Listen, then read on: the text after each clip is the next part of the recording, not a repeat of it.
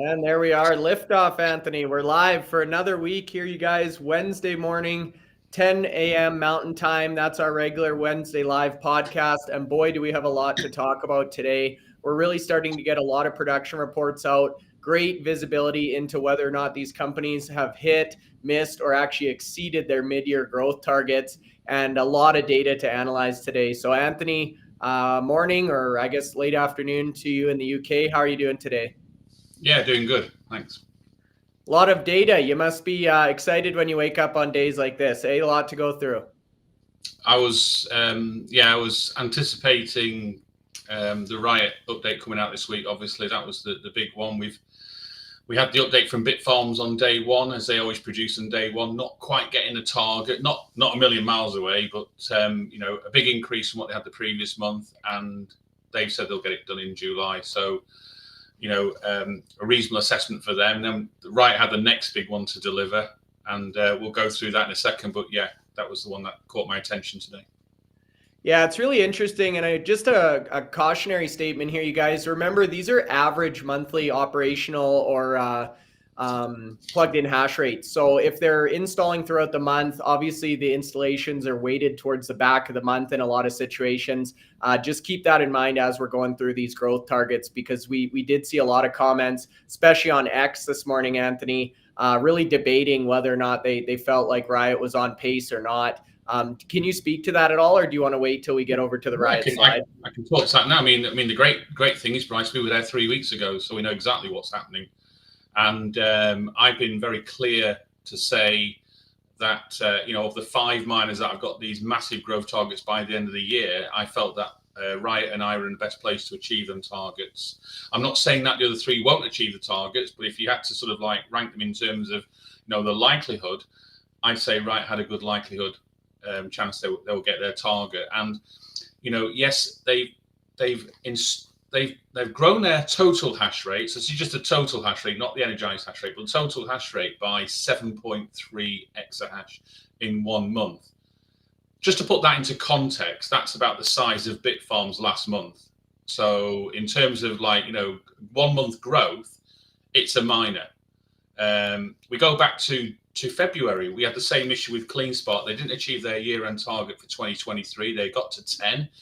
It should have been 22 originally, but it got reduced to 20, and it got reduced to 16. So we're all hoping for 16, and it didn't happen. But when it happened in February, the market liked that, picked up on it, and the share price moved towards $23, $24 before it dropped back in March. And we've covered that in previous podcasts before. But today was a similar instance for Riot. Riot have increased the hash rate. People will look at it and say, well, their own operating hash rate is only 11.6. Well, it was only 8.8 the previous month. So they've grown the operational hash rate. That's the amount that's actually energized throughout the month by over 3. So again, by over a small miner. And when I say small miner, I mean, we're talking the likes of bigger than Bit Digital as a miner. So these are big jumps in hash rate. We were there at Corsicana. We could see what was happening. We could see the pace of the growth in those facilities there. And it was just literally weeks away from energizing. I really hope the end of July that what we start to see then is we start to see the operational hash rate start to increase drastically. That's what we want to see. We can't go to the end of the year and say they got to 30 exahash, but they've only got 12 operating, because that would be disingenuous to the retail community who are following Riot. So all eyes will be focused on their July update, which will come out like that first week in August, and we should see a sizable growth there. The other thing that people need to bear in mind with Riot is, unlike most of the other miners, is they're curtailing during these hot months. So we've talked about June, July, August, September. These 4 months are the key months in Texas where miners can curtail energy and sell that power to the grid and get rewarded for curtailing at certain times of the day as part of the 4CP program. And during the month of June, Riot picked up over 6 million in energy credits. So, that equates at today's Bitcoin price. That's 100 Bitcoin. And if you want to mine 100 Bitcoin using the best miner's hash rate, so let's plug that into Bitfarms, that's over 4 exahash. So when people are saying it's only 11.6, in theory, you could argue it's closer to 15, because they would have, if they could mine instead of curtailing, they would have produced more Bitcoin, but they chose to curtail, get the credits that way. So I don't think people should be over, critical of Riot this month. I wasn't expecting to get to 22, but I was expecting to get to close to 20 because of what I'd seen at Corsicana. And we have highlighted that in 2 or 3 podcasts since we've been there. I mean, we're still talking about it now, and we got back 3 weeks ago. So it was a great experience. And I'm sure. And I'll say, Anthony, I just saw another video showing the facility talking with Jason Less about their production in the month of June and some of those operational goals. And it's impressive to see how far the facility's come, even since we were there just a few weeks ago. I'm not sure if you were able to catch that, but some of the buildings that were just being poured while we were there are almost nearly fitted now with the immersion tanks and fluid and miners. So it really is just a plug and play at this stage. We could see the marks on the floors where the tanks hadn't even been installed. We could see the marks on the floors, and we were talked through the process of how these would be installed, these big immersion tanks, and how they would then be filled with the fit for purpose immersion miners. These are built for immersion cooling, so don't have to do anything to the miners apart from put them into the fluid. And we were told, and they were saying, we'll get to this point in 2 weeks' time, we'll get to this point in 4 weeks' time. We knew the timetable, how they're going to deliver this, and so I really had no doubt. I came back from Corsicana thinking, well, that's the biggest site in the world, and we can just see how it's going to become, the biggest operating site in the world. So, kudos to Jason. I mean, we want the Rockdale facility to increase that operational hash rate. So we've seen it increase. So they must be switching some of the miners over there. Yeah. But Corsicana is full of the micro BT miners. So, there should be no issues once they're plugged in and energized. We should be then getting reasonable output then from those miners, and we look forward to seeing that. But as I say, I give them the benefit of the doubt because they've done a lot of work to get to those miners, and like you say, they'll be racking and stacking those miners in those tanks all the way to the end of June to get to that target. They've exceeded the target. Now we just want to see the energized hash rate increase in a reasonable time frame from when they were installed. It's no use having them there, otherwise you might as well have kept them in the garage waiting to be plumbed in. Hey, Anthony, we just had a quick question about some of the timelines for your metrics. I'll throw it up on the screen here, then we can get into our slide deck presentation. That's not me. That's Antheloni. Who's that? Close enough. Antheloni. When are we looking... other analyst. I'm thinking of putting something together this month, actually, an article that looks at the Q1 position for all the miners. We got Hive's financials in just over a week ago, so I'm looking to put an article, and I'll draw out the balance sheet position on there, and that will look at the value per future terahash. So yeah, absolutely looking into that one. And if I don't do it by article, I'll definitely do it for a podcast in this month, and Bryce and myself will talk it through the live podcast. Yeah, that'd be great. It would be really interesting now to see those future exahash. Once you get the data from Antheloni, it'll all be sorted. Don't worry.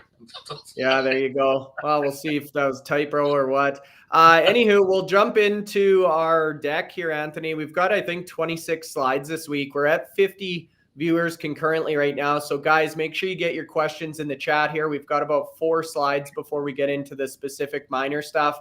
As we did last week, we brought slides for all 16 miners we talk about. So feel free to ask anything in there.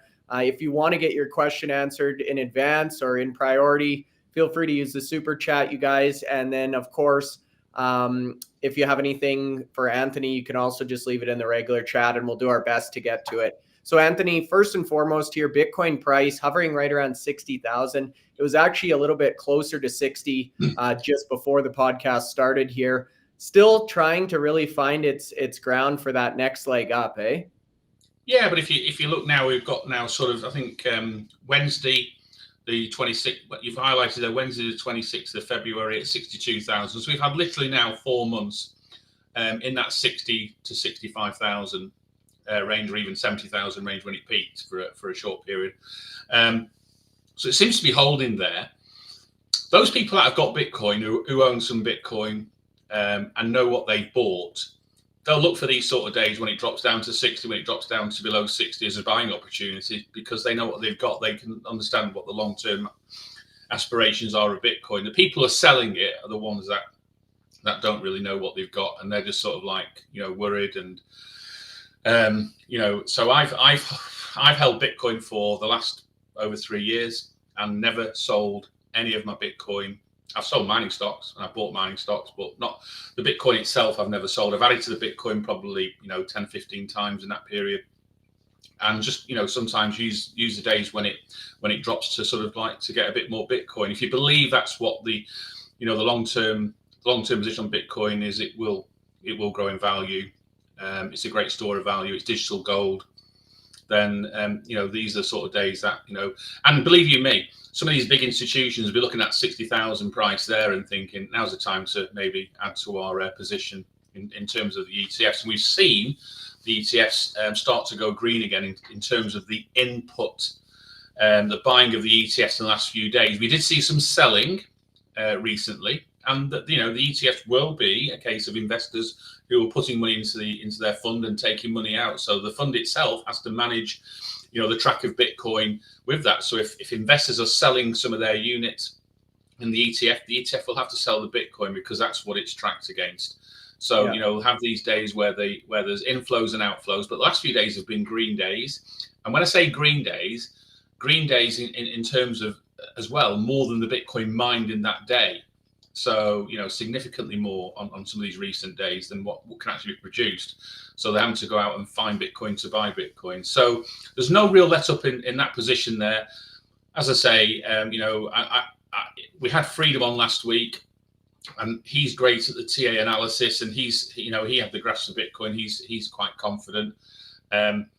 As I say, I've not let anything go for over 3 years, and I'm not likely to in the future. If I sell anything, this is what I keep. The Bitcoin is what I keep. I'll sell other miners before Bitcoin. And it's funny you say that. A lot of people I talk to, Anthony, with Bitcoin holdings, that's their nest egg for their kids or whatever, their grandkids, right? It's a very short time preference. I believe it short's long time preference. And we got a good comment from Jane here, direct quote from you, Anthony. Bitcoin doing what Bitcoin does. I recall you said that a few times. The other thing that Bitcoin generally does is after a halving, it starts to push up about 5 to 6 months after. And I know you mentioned that in our last podcast too, Anthony. But as you saw on the screen here, we've had a good 4.5 months of consolidation in this 60K range. We've taken a lot of the slack or the excess Bitcoin off of these exchanges. Do you think we're getting pretty close to that traditional 5-6 month post-halving spike, or do you think it may look a little different this time with the ETFs? Well, the halving occurred, 2.5 months ago, so 20th of April, depending on where you were in the world at the time. Because in some time zones, it was the 20th of April. In America, it was the 19th. So if you look at the previous cycles, you're looking at periods between 70 and 95 days where we've started to see a movement in the Bitcoin price. So that would equate to 2 to 3 months. And I think I previously said, even if it takes 4 to 5 months, it generally, you start seeing the price move around that. We've seen, the difficulty, and we'll come on to difficulty in a second, that also, impacts on the production of Bitcoin. So that also impacts on the revenue to the mining companies. But in this range at the moment, it holds a nice pattern in here. And we've not seen anything. We've only seen one dip really below 60,000 in the last 4 months. So it seems to be holding that quite well. And from what I gather, speaking to people that are, really more advanced knowledge in Bitcoin than certainly the likes of you and me have, Bryce, is that the volatility as you go forward will start to reduce in terms of Bitcoin. So I don't know about the time frame of that, but they say that the longer Bitcoin, in terms of increased adoption, you'll see the volatility reduce. We've still got the likes of people who are effectively short or long in Bitcoin price, and that doesn't do any good. But at the end of the day, it's when it's dropping to these levels now, you'll see that there'll be an uptick in purchases because people will be thinking, well, I didn't think we get to 60,000 again to buy some more. So I'm sure, if we come back in about 2 months' time to see what the price action was, and then from the halving, we should hopefully see that start to increase. Yeah, for sure. No, good comments there, Anthony. So we'll move along. We do have difficulty in here as well. Before we get over to that, though, you guys, just wanted to quickly shout out, we're now in the month of July, which means Bitcoin Nashville is this month. Anthony's going to be speaking at the event. It sounds like I'm going to be moderating one of the events as well. So really looking forward to that one, Anthony. I know there's a lot of viewers, including Freedom and some of the other guests we've had on the channel that are going to be joining us down there.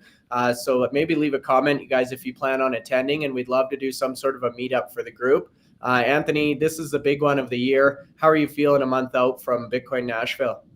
Yeah, three weeks. 3 weeks today. We're heading down there, and really pleased that you've got on the stage as well. So great for the Bitcoin conference to acknowledge what you've been doing in the space, and it's once you get into these events, and you have the experience of doing it, and actually, moderating is you'll be leading the panel. You'll be asking the questions of a panel of mining execs on the panel there.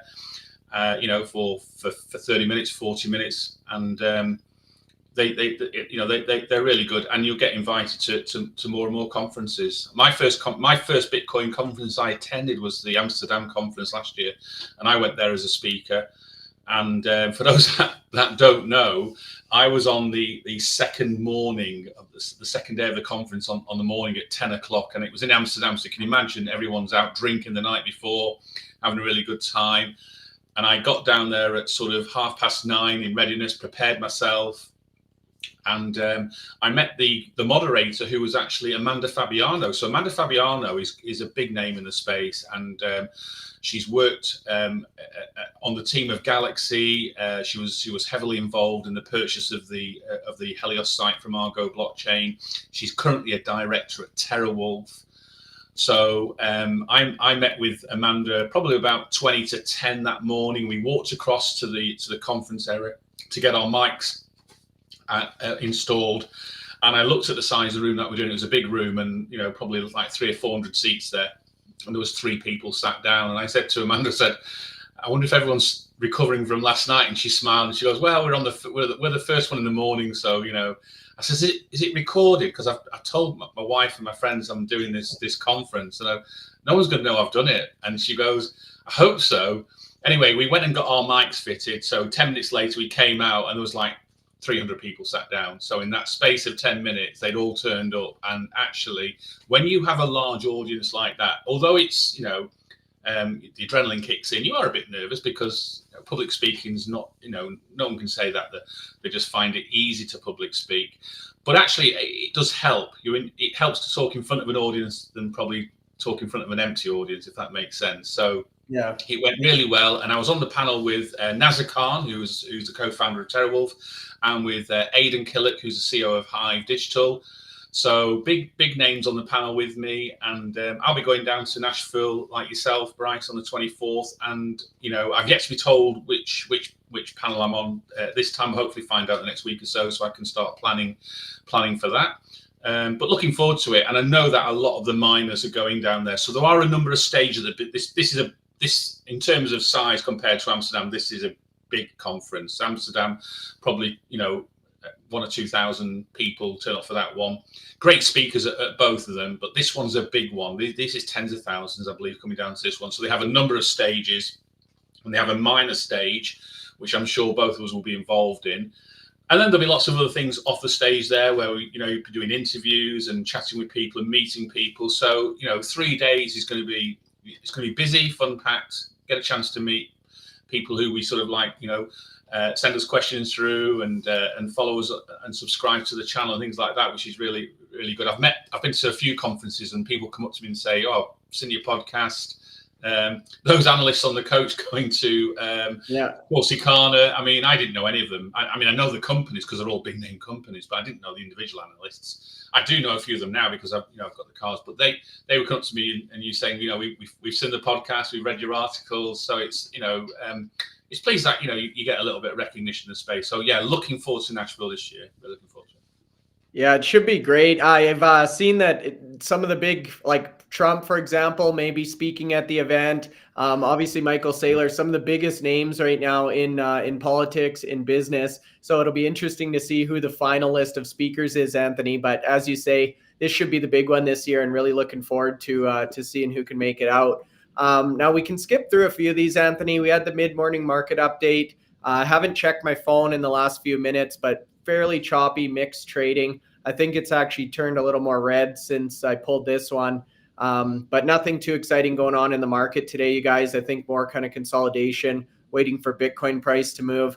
We have our hash rate, or hash price here on a 1 month view, Anthony. So really, since we saw that spike kind of towards the start of June, pretty much just continuing to taper off down and down. I know you say that $29 target or price level is fairly interesting. So maybe you can speak to that quickly, and then we'll move through here.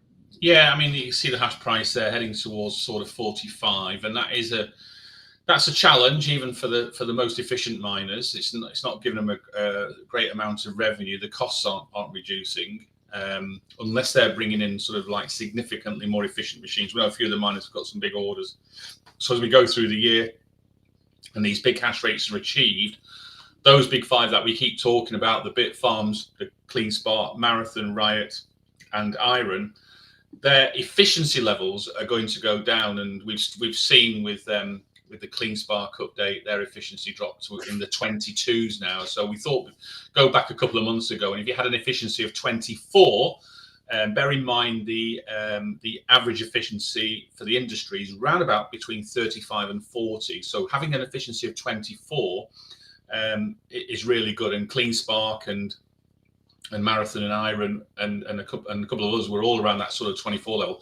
We've seen the CleanSpark hash rate increase to 20 or just over 20, and their efficiency is down into the 22s now. So and IREN have said once they get their hash rate to 40, which will be by this time next year, so in the next 12 months, their efficiency will be down to 15. So that effectively means they'll have a whole fleet of the S21s in place to drive that efficiency level to that level, because the S21s are 15 joules per terahash in terms of efficiency. And what does that mean? If people say, well, what does that mean? It means that you're getting, your miner is more efficient at mining Bitcoin and not using the same amount of power for the hash rate. So you're saving. So an S21 is twice as efficient as an S19 in terms of the power to mine a Bitcoin. So if we said it costs $10,000 to mine a Bitcoin using an S19, in terms of electricity, it would cost $5,000 using an S21. I'm not saying the cost of mine is $10,000, I'm just using it as an example so people understand. Yeah. Now, the price of an S21 is significantly more than an S19, so please bear that in mind. You're not getting like for like there, but we're looking at having these machines 3, 4, 5 years. So you'd expect to recover them costs back fairly quickly, and then you're into sort of like profitable levels. But efficiency is a really big factor, and all these public miners are looking at getting efficiency down. They're all looking at it. They're trying to get the cheapest energy, and that's becoming an issue now because they're competing with the big data centers for HPC and AI, trying to get those same facilities and the same power, because both of those different businesses use a lot of megawatts. And so megawatts and facilities is now becoming really, really valuable. And we'll come on to that later in the podcast. So I'll give you a little bit more update on that. Yeah, sounds good. So we'll move along here, you guys. Make sure to get your questions in the chat. We're getting pretty close. This slide I just wanted to bring up again. I love this view. It's from hashrateindex.com. You can go in and you can filter through all the different miners based on the period that you want. This is year-to-date change. Wolf is up 119.6, and I see actually it's one of the only green miners right now, up another 4% today. IREN obviously in contention there, as well as CleanSpark. Soluna and Bitdeer made the list as well, Anthony. So all 5 companies that we talk about on the channel. Any surprises on here for you? Were you expecting any other miners within the top 5 or any standouts within this list? So year-to-date movers, I mean, if you go back 3 months ago, there would only been one of those miners that would have been green year-to-date, and that would have been CleanSpark. What we've seen in this last couple of months now is the advent of the HPC businesses adding value to those miners that have gone down that route, because the big analysts in Wall Street, they're very, very keen on high performance computing, because you're getting these contracts, and we keep referring to the Core Scientific because it's out there in the public now. We know exactly what the contract states, and we'll come on to that slide shortly. But when you've got a contract that delivers that amount of revenue, and then the company can turn around and say, because they're not getting charged the energy gets charged to CoreWeave. So CoreWeave negotiate the energy for that contract at Core Scientific site with the utility provider. So, Core Scientific have no impact whatsoever on the energy. It's not a risk for them. They are building the sites and managing the sites. That's it. So the GPUs and the energy that go into those facilities will be at the risk to CoreWeave. All Core Scientific have to do is build the site. So when you come out with them sort of contracts, and we've seen like the likes of Bit Digital, they've had their contract for quite a while now, probably now 6 months now, and delivered great revenues in Q1. And we already know, even though we're already into Q3 now for 2024, we know that they're going to have about 12.5 million of HPC revenues in their Q2 position, because every month for April, May, and June, they've announced what they've received each month into their monthly update. So that's a great position to have. That's a significant amount of revenue for a Bitcoin miner with a hash rate of under 3 exahash. So these miners on here, if you look at the Wolf, you look at IREN, CleanSpark, clearly because of their hash rate growth this year. So they started the year at 10, they're at 20 now. So they've doubled their hash rate in the last 6 months. Soluna have had some great updates lately. The share price has come off in the last week or so. So again, do some research on Soluna. Have a look at what the projects they're doing at the moment. They're driving some good revenues for the size of that company. They've just announced the partner with Dorothy 2, and that project will now be, going out there and getting fulfilled. They're receiving the 30 million of capital in advance to sort of like start producing that project, and there's a revenue share as we go through there. So revenues will start appearing in Q4 this year. But they've got Project Catty, 166 megawatts. They've got 2 gigawatts of power in the pipeline. So a lot of these miners now are saying not just about what power they have within their facilities, but what access to power they may have if they can bring the right projects to the table. So they have potentially 2 gigawatts of power to push through projects that they can deliver over the next 10, 15, 20 years or whatever. So they've got a good position to have there. Bitdeer, we know. Just to add in there, you guys, we talked to John a little bit about that pipeline afterwards, and it's essentially a weighted pipeline based on the probability of different deals closing based on what stage they're at. So for example, say they had a 100 megawatt deal and they were in their initial due diligence or something, they would maybe assign that a 10% completion probability, and they would only book 10 megawatts into that 2 gigawatt pipeline. So you can imagine the pipeline itself would be much bigger. And these are opportunities that John and the rest of the team feel like they have a good chance of sealing up at some point here. Absolutely.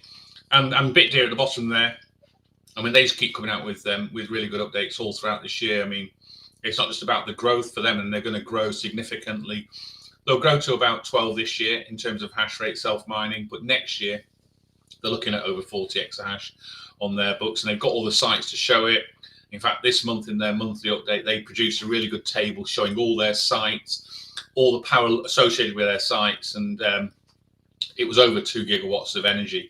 So they've got power and sites to take them through the next 2 or 3 years easily. And so they're not having to rush and look and source where the next site's going to be, like some of the other miners are. But yeah, it's a good chart to show you where we are. Wolf has had a really good period in the last sort of couple of months there to really bump up that year-to-date change there to 120%. That's a good rise. Yeah, most definitely. They seem to be continuing to be green day after day, regardless of what the market's doing. Now, quick weekend review, you guys. The main one here, Anthony's now put out 2 articles since our trip to Texas. So this is the second of the 2 talking about Core Scientific's really remarkable emergence from Chapter 11 to fame here under Adam Sullivan's leadership. We only had one podcast so far this week, Anthony. It was a long weekend here in Canada. So we did the mid-year miner updates. We're going to continue to fill out those tables and charts. But I did want to just refresh you guys a number of key CEO interviews here over the last 2 weeks on the channel. So make sure you go in there and check them out. Bitdeer, Soluna, a number of the companies that are in that top 5 list. So make sure you go check those out if you're looking into potentially making a purchase. And then the other one, Anthony's smiling here. We have our newsletter sorted out. So we were working through, there's actually a number of restrictions, Anthony, on newsletter content if it includes crypto or Bitcoin. So we had to work through some of the red tape there, but we've got our newsletter. The sign up is on our website under the contact us at this point. We're working on a new landing page for the newsletter, but feel free to log in, or sorry, feel free to put your details in there. We'll send this out every 2 weeks or so. A lot of different data points. We include charts, tables, and a summary of kind of the recent movers and shakers in that period. So I would encourage you guys to take a look there. And then Anthony, I threw the difficulty rating in at the bottom right of this table. I know we talked about this last week. Now we're getting even closer to obviously this Friday as the next action date there. Can you talk to us about the network difficulty? What does that mean for miners? Yeah, so if you think about every 10 minutes there is a block mined, and so 6 blocks every hour. That's a standard. So what happens every 2 weeks is the difficulty is adjusted to make sure that going forward we start achieving the standard 10 minutes to mine. So if you look on the right side of that table there, it says 10 minutes 58 seconds to mine a block. That's taken too long. So it should, we should be doing it in 10 minutes. It's taking nearly 11 minutes to mine, which means for the miners, they're finding it difficult. The hash rate is dropping. So the global hash rate now is under 600 exahash. And we have seen it rise to, to over 700, even touching 800 exahash when it peaked. So now it's under 600. And the reasons for that are twofold. One is the price of Bitcoin since the halving. It hasn't gained the price that it needs to make it profitable for all miners to make a profit. And secondly is the fact that if you don't have efficient machines, and we talked about this literally a few minutes ago, if you're using, say, the original S19 machines and they've got an efficiency of 30 joules a terahash, which means it's costing you twice as much energy to mine a Bitcoin than it would do if you had an S21, that and the Bitcoin price might be making it unprofitable for you to mine at the moment. So you're having to switch off, and it looks like potentially 5 or 6% of the market has switched off, and therefore the difficulty will need to be adjusted down to make it a little bit easier for those miners to mine every 10 minutes, because that's the standard time. There's 450 blocks a day.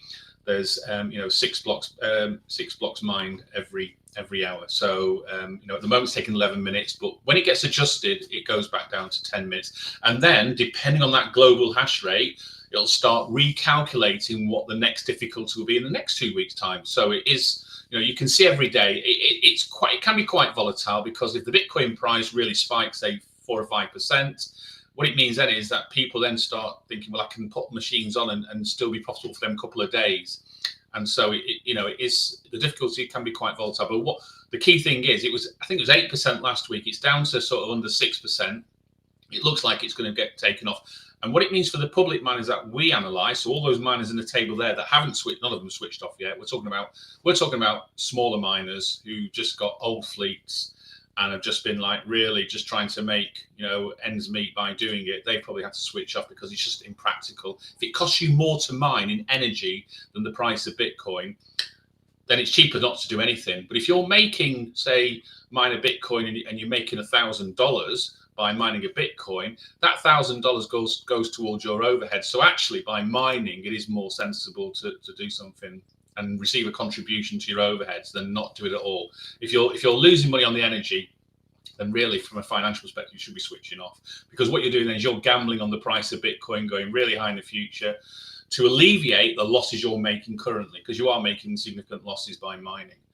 So that difficulty goes down. So all those miners on that table there will effectively be able to mine more Bitcoin after the difficulty. If it goes down by 5%, it means there's less. The blocks will be shared against less mining rigs, and therefore, everyone that's still on the network gets a little bit more of the pie.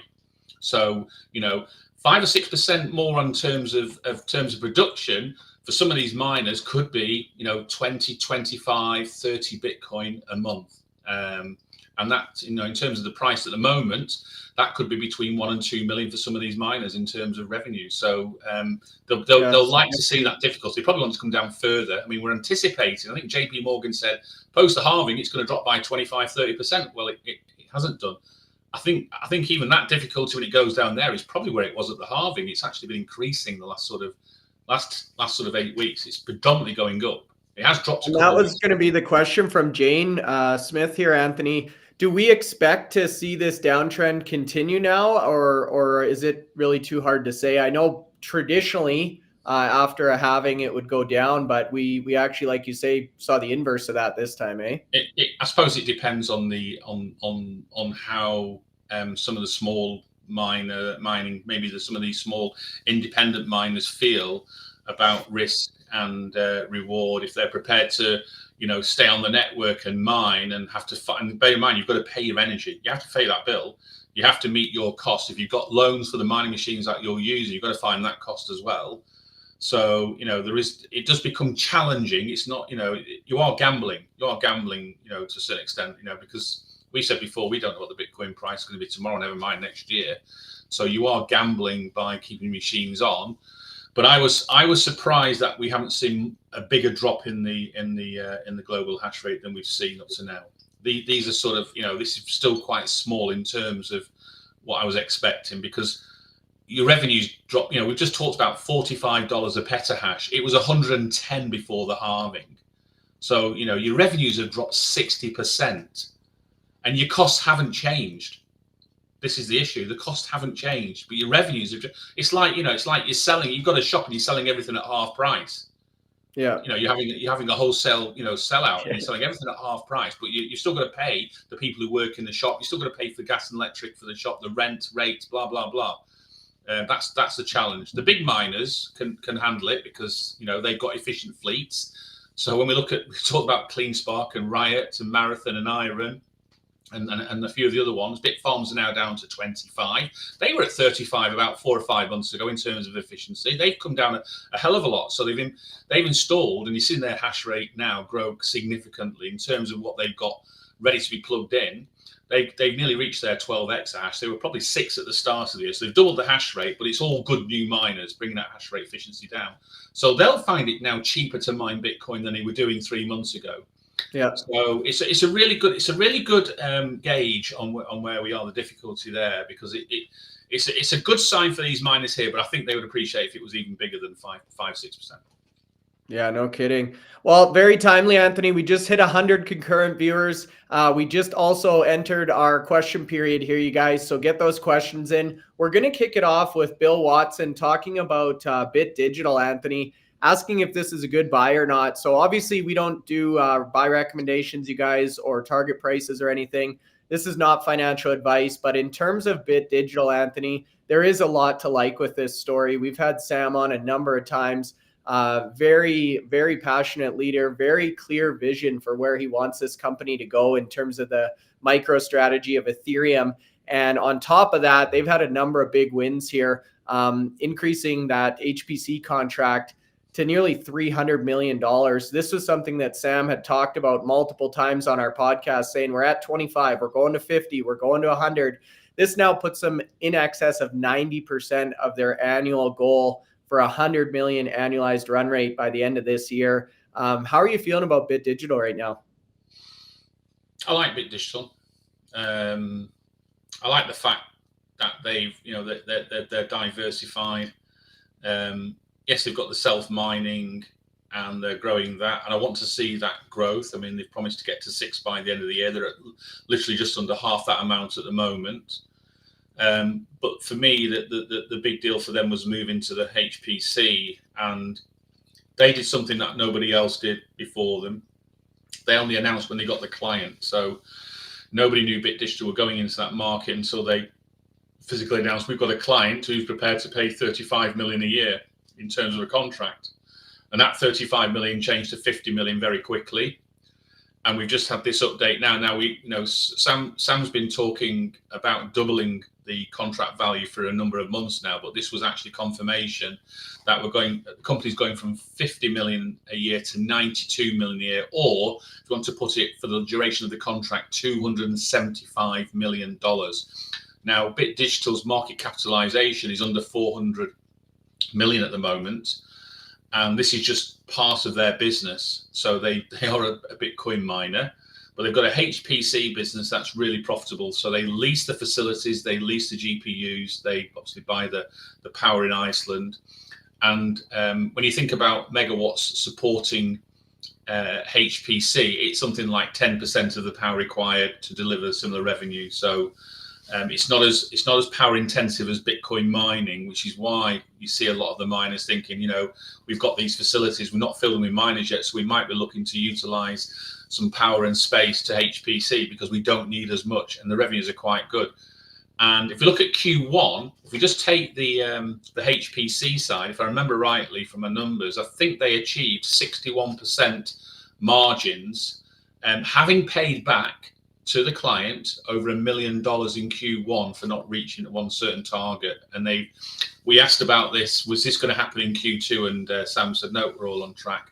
And he's announced in every update, April, May and June, that they're receiving over $4.1, $4.2 million a month in HPC revenues. That will soon be heading towards $8 million because this deal comes in quite quickly. I think August, they start increasing the revenues in that contract there. So for me, it ticks a lot of boxes. They've also got a staking business in Ethereum, so they hold over 20,000 Ethereum, and they stake those, and they get rewarded, with more Ethereum, and that's helping them drive the Bitcoin business. So revenues from this and profits from the HPC will drive the Bitcoin mining business. So they're not moving out of Bitcoin mining. All these miners have said, HPC is a business that can sit along Bitcoin mining. No one's turned around and said, you know what, Bitcoin mining is finished, we're going to stay on HPC, and the revenues are fantastic. We want a CoreWeave client. No. Even Core Scientific have said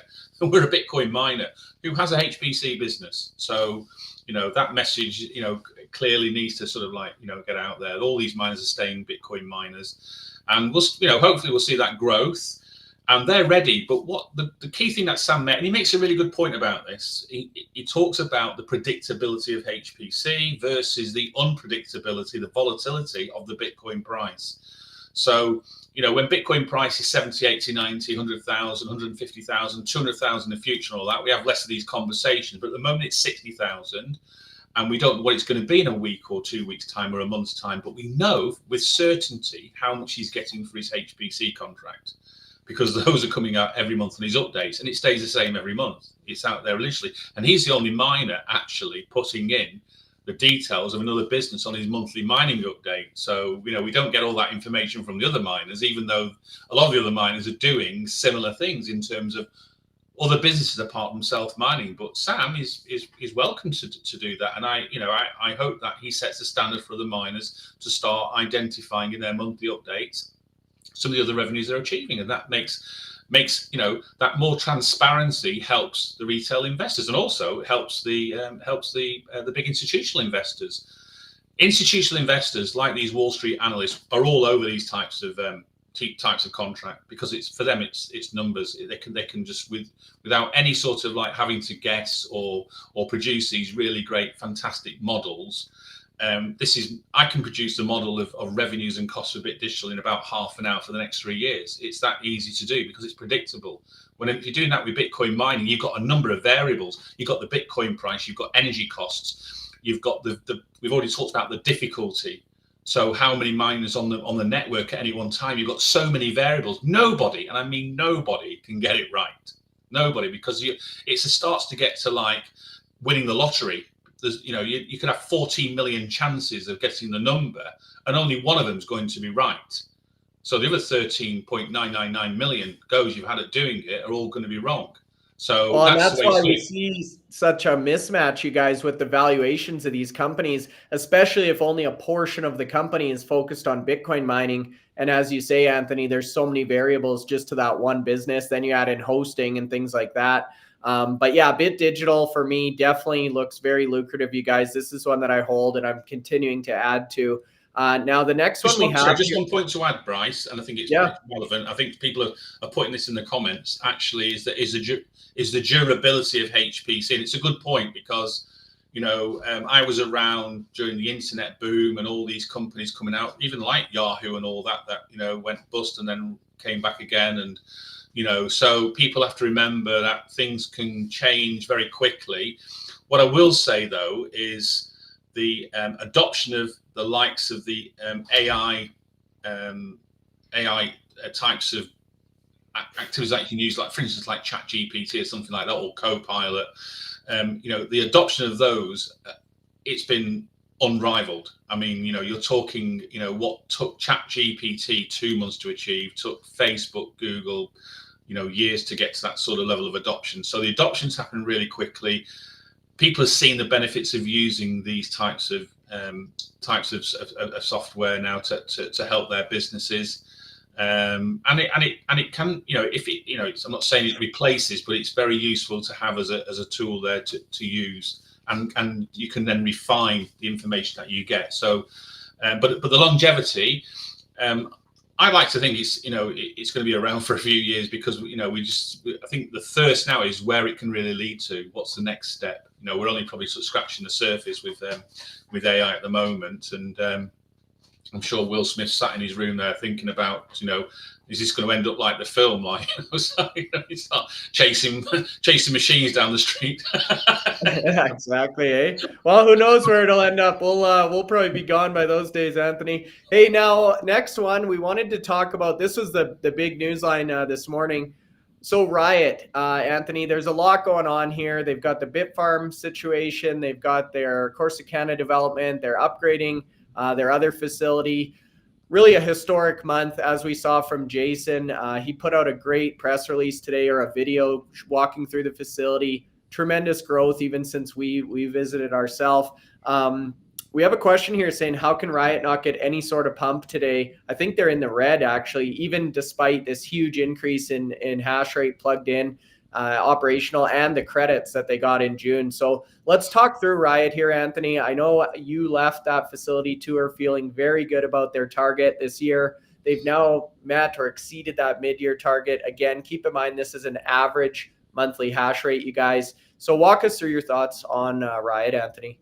Yeah, I got bullish on Riot when the coach pulled into Corsicana and we looked at that facility from a sort of like from the edge of the car park, and you could see the whole facility. And I said to you before that the pictures that you see in their presentations on their updates don't do it real any justice. You've got to be there to see the sheer size of these actual 100 megawatt buildings that they're using for immersion cooling. So I left that facility that day thinking, this is something special. I can see the progress already. They'd already done the first 100 megawatt building fully energized when we got there, and now it looks like they've energized the second building, because you can see in the update there that the Corsicana facility now has gone from 3.1 exahash in May, at the end of May, to 7.3 at the end of June. So these facilities are about 3.6, 3.7 exahash each. So you can see there's two buildings there. So 200 megawatts of buildings have been sort of like fully fitted now with miners. And if you look at the operating hash rate for the same period, it went from 1.4 as an average for the month. So bear in mind, when they're putting machines in on day one and all the way up to day 30 or 31, they won't have every machine energized on day one. They're having to, they're putting these into immersion cooling technology. So there is a time involved in putting, tens of thousands of machines into the fluid. But what you see there in May 2024, they averaged 1.4, and then in June, that's gone up by 2.2 exahash, just at Corsicana. And then if you look at the Rockdale, Rockdale went from 7.4 to 7.7. So what that says to me is it looks like they're starting to replace the miners in that facility that were not performing optimally. So they've increased the hash rate there. But I do expect both of those numbers, so the 7.6 and the 7.7 and 3.6, giving that total 11.4 of hash rate for the month of June, to increase significantly for July, because we know now that they have effectively deployed 22 exahash. So the key thing now is to deliver. Now, going down the table there, we've already talked about the 6.2 million credits. So they had effectively power sales of 5.7 and demand response credits for curtailing via the 4CP program of 500,000 there. So 6.2 million at today's price, that's over 100 Bitcoin. So people shouldn't be getting overly worked up the fact that, that would add another 4 exahash. So you could argue that they were probably operating close to 15.5 exahash. And that's higher than it was in the month of May. So again, you've got to say that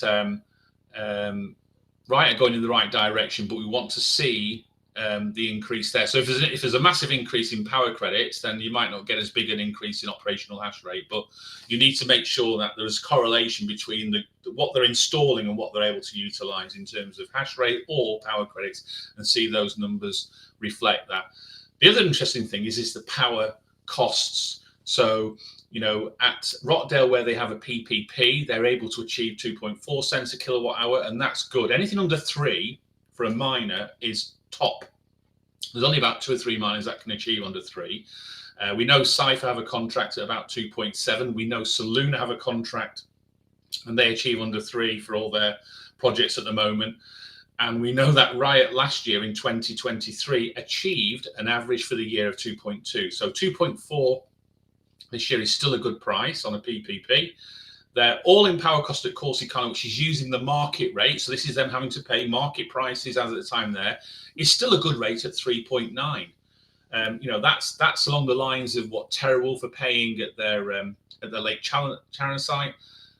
Mariner site, and a number of other miners are paying around that, just under 4 cents as well. So if you look at the average total cost of 2.6, that's probably as good as any miner's doing at the moment. Yeah, it's going to be so interesting to see each month, as you say, Anthony, those numbers, the 3.6 specifically, in my mind, continuing to increase. In terms of Riot's positioning on pure play miner and not entering the HPC space, this is now one of, I think, only 2 or 3, depending how you classify Marathon, remaining in that pure play stance. How do you think that's reacting or landing with the investment community? I think this. We've said now for a number of weeks, having met those analysts and listened to what they're saying, that room was full at Denton for the Core Scientific Investor Day. So we got the bus down from Dallas. It was only like a 50-minute journey from Dallas, with all those analysts on the same bus. So they're all staying at the same hotel that we were, Bryce. And we went down there, we got to meet them, we handed out our cards and had a chat with them, just to get a feel of what these real analysts do in their day-to-day work, and just to give people an insight. These analysts are not just looking at Bitcoin miners. They'll probably look at about, say, 40, 50 technology stocks, of which the Bitcoin miners will be a small section of those. So they're not focusing all their time on that. But the one thing that came out from that bus ride there is the focus was 100% on HPC. It really was. And Bryce, you'll confirm that, of those questions during the Q&A session, the 50 plus questions that were asked, I think it was only me and you that asked one on Bitcoin mining. Every other question came from analysts was more about HPC. And you can understand why. That CoreWeave contract, is a game-changing contract. And if you don't know too much about it, read my article. It came out yesterday. It's on the Compass Mining website. It's been released on Twitter as well. So there's loads of places to access it. We'll put it in the comments here, so there's a link so people can get to it there. But have a look through the article, and it talks about how that contract has changed, and the fact that the company, have got 270 megawatts with them now, and they're going to grow to, they're going to look to offer 500 megawatts. So there's another 230 megawatts to issue out from their availability of power. So at the moment it's about $850,000 a day in profit. And the hash rate you need to have to achieve that on a daily basis, you'd have to have a significant amount of hash rate, and the Bitcoin price needs to be massively higher, because we'll find out in a month's time how great Q2 has been for the Bitcoin miners when the mining results come out from all these companies. And I'll predict now that we'll see a sea of red in Q2. We saw a sea of green in Q1 before the halving. Joking aside, that there'll be a sea of red in Q2 because the Bitcoin price finished about $9,000 lower than it did in the first quarter. So that means revenues were affected during Q2, as well as the fact that the halving occurred and revenues halved. So not only were you getting half the amount, but your Bitcoin price was still low. You're getting even less than half you were getting in Q1 for some of the period. So that'll be the challenge in what we're seeing in a month's time. So these HPC revenues that are coming through are really interesting. But Riot, in fairness to Jason, we want to be pure play, and he was adamant from the first minute of that presentation that he gave at Corsicana. He was adamant, and there was, the first question was about, could we use some of the spare capacity at Corsicana? You've got 600 megawatts spare. You've not really put a strategy in place for that at the moment. And he was saying, no, we're pure play. We'll drive. We want to be the best Bitcoin mining company out there. So they've set the stall out, and they'll be judged on their quarterly and yearly reports. In terms of driving revenues and profits. Yeah, the FASB impacts for Q2 are going to be interesting as well, Anthony, for any of these big hodling companies. As we know, that was a big benefit in Q1, but now with Q2 in the books and the Bitcoin price, I think around 12% off where it was, there's going to be some big I'll be interested, Bryce, to see how many miners start doing a 6 monthly in terms of like the first 2 quarters of the year. Exactly. To hide a little bit of that sort of the focus. If you're going to focus on the last 3 months, it's going to be a challenge even for the miners that don't hodl. I still think they'll be red, because it's so challenging. The price, the price at the moment, the hash price is down at the 45 level. It wasn't, apart from a couple of days in the cycle, the last 3 months where it peaked for about 3 or 4 days. Miners weren't getting anywhere near the revenues they were expecting, even post halving. They probably would have thought 55, 60 maybe in terms of hash price. 45 is significantly less. Costs haven't changed for most of them. In fact, you're still paying people, you're still paying your energy, unless you've reduced, your staffing levels, or you've got a better energy contract, those costs don't really change. And then you go into the grounds of these miners are buying more equipment, so depreciation costs go up, and that'll be a cost that'll affect their net income. Then if they want to give themselves these things called bonuses and stock compensation, which they all love to give themselves, that will affect their position as well. So we'll see how many take that into account, and whether some have used Q1 to sort of when the green numbers came out there to use. Marathon. I think they gave themselves 50 million. It was over 50 million in G&A costs in Q1. They've only got 60 staff there, but it's an enormous amount of G&A costs. If you took their gain in the valuation of Bitcoin away from their numbers, so you weren't allowed to include it, they would have been red in Q1. They would have lost in Q1. That 380 million benefit meant they were actually in positive territory. Without that, they actually achieved red.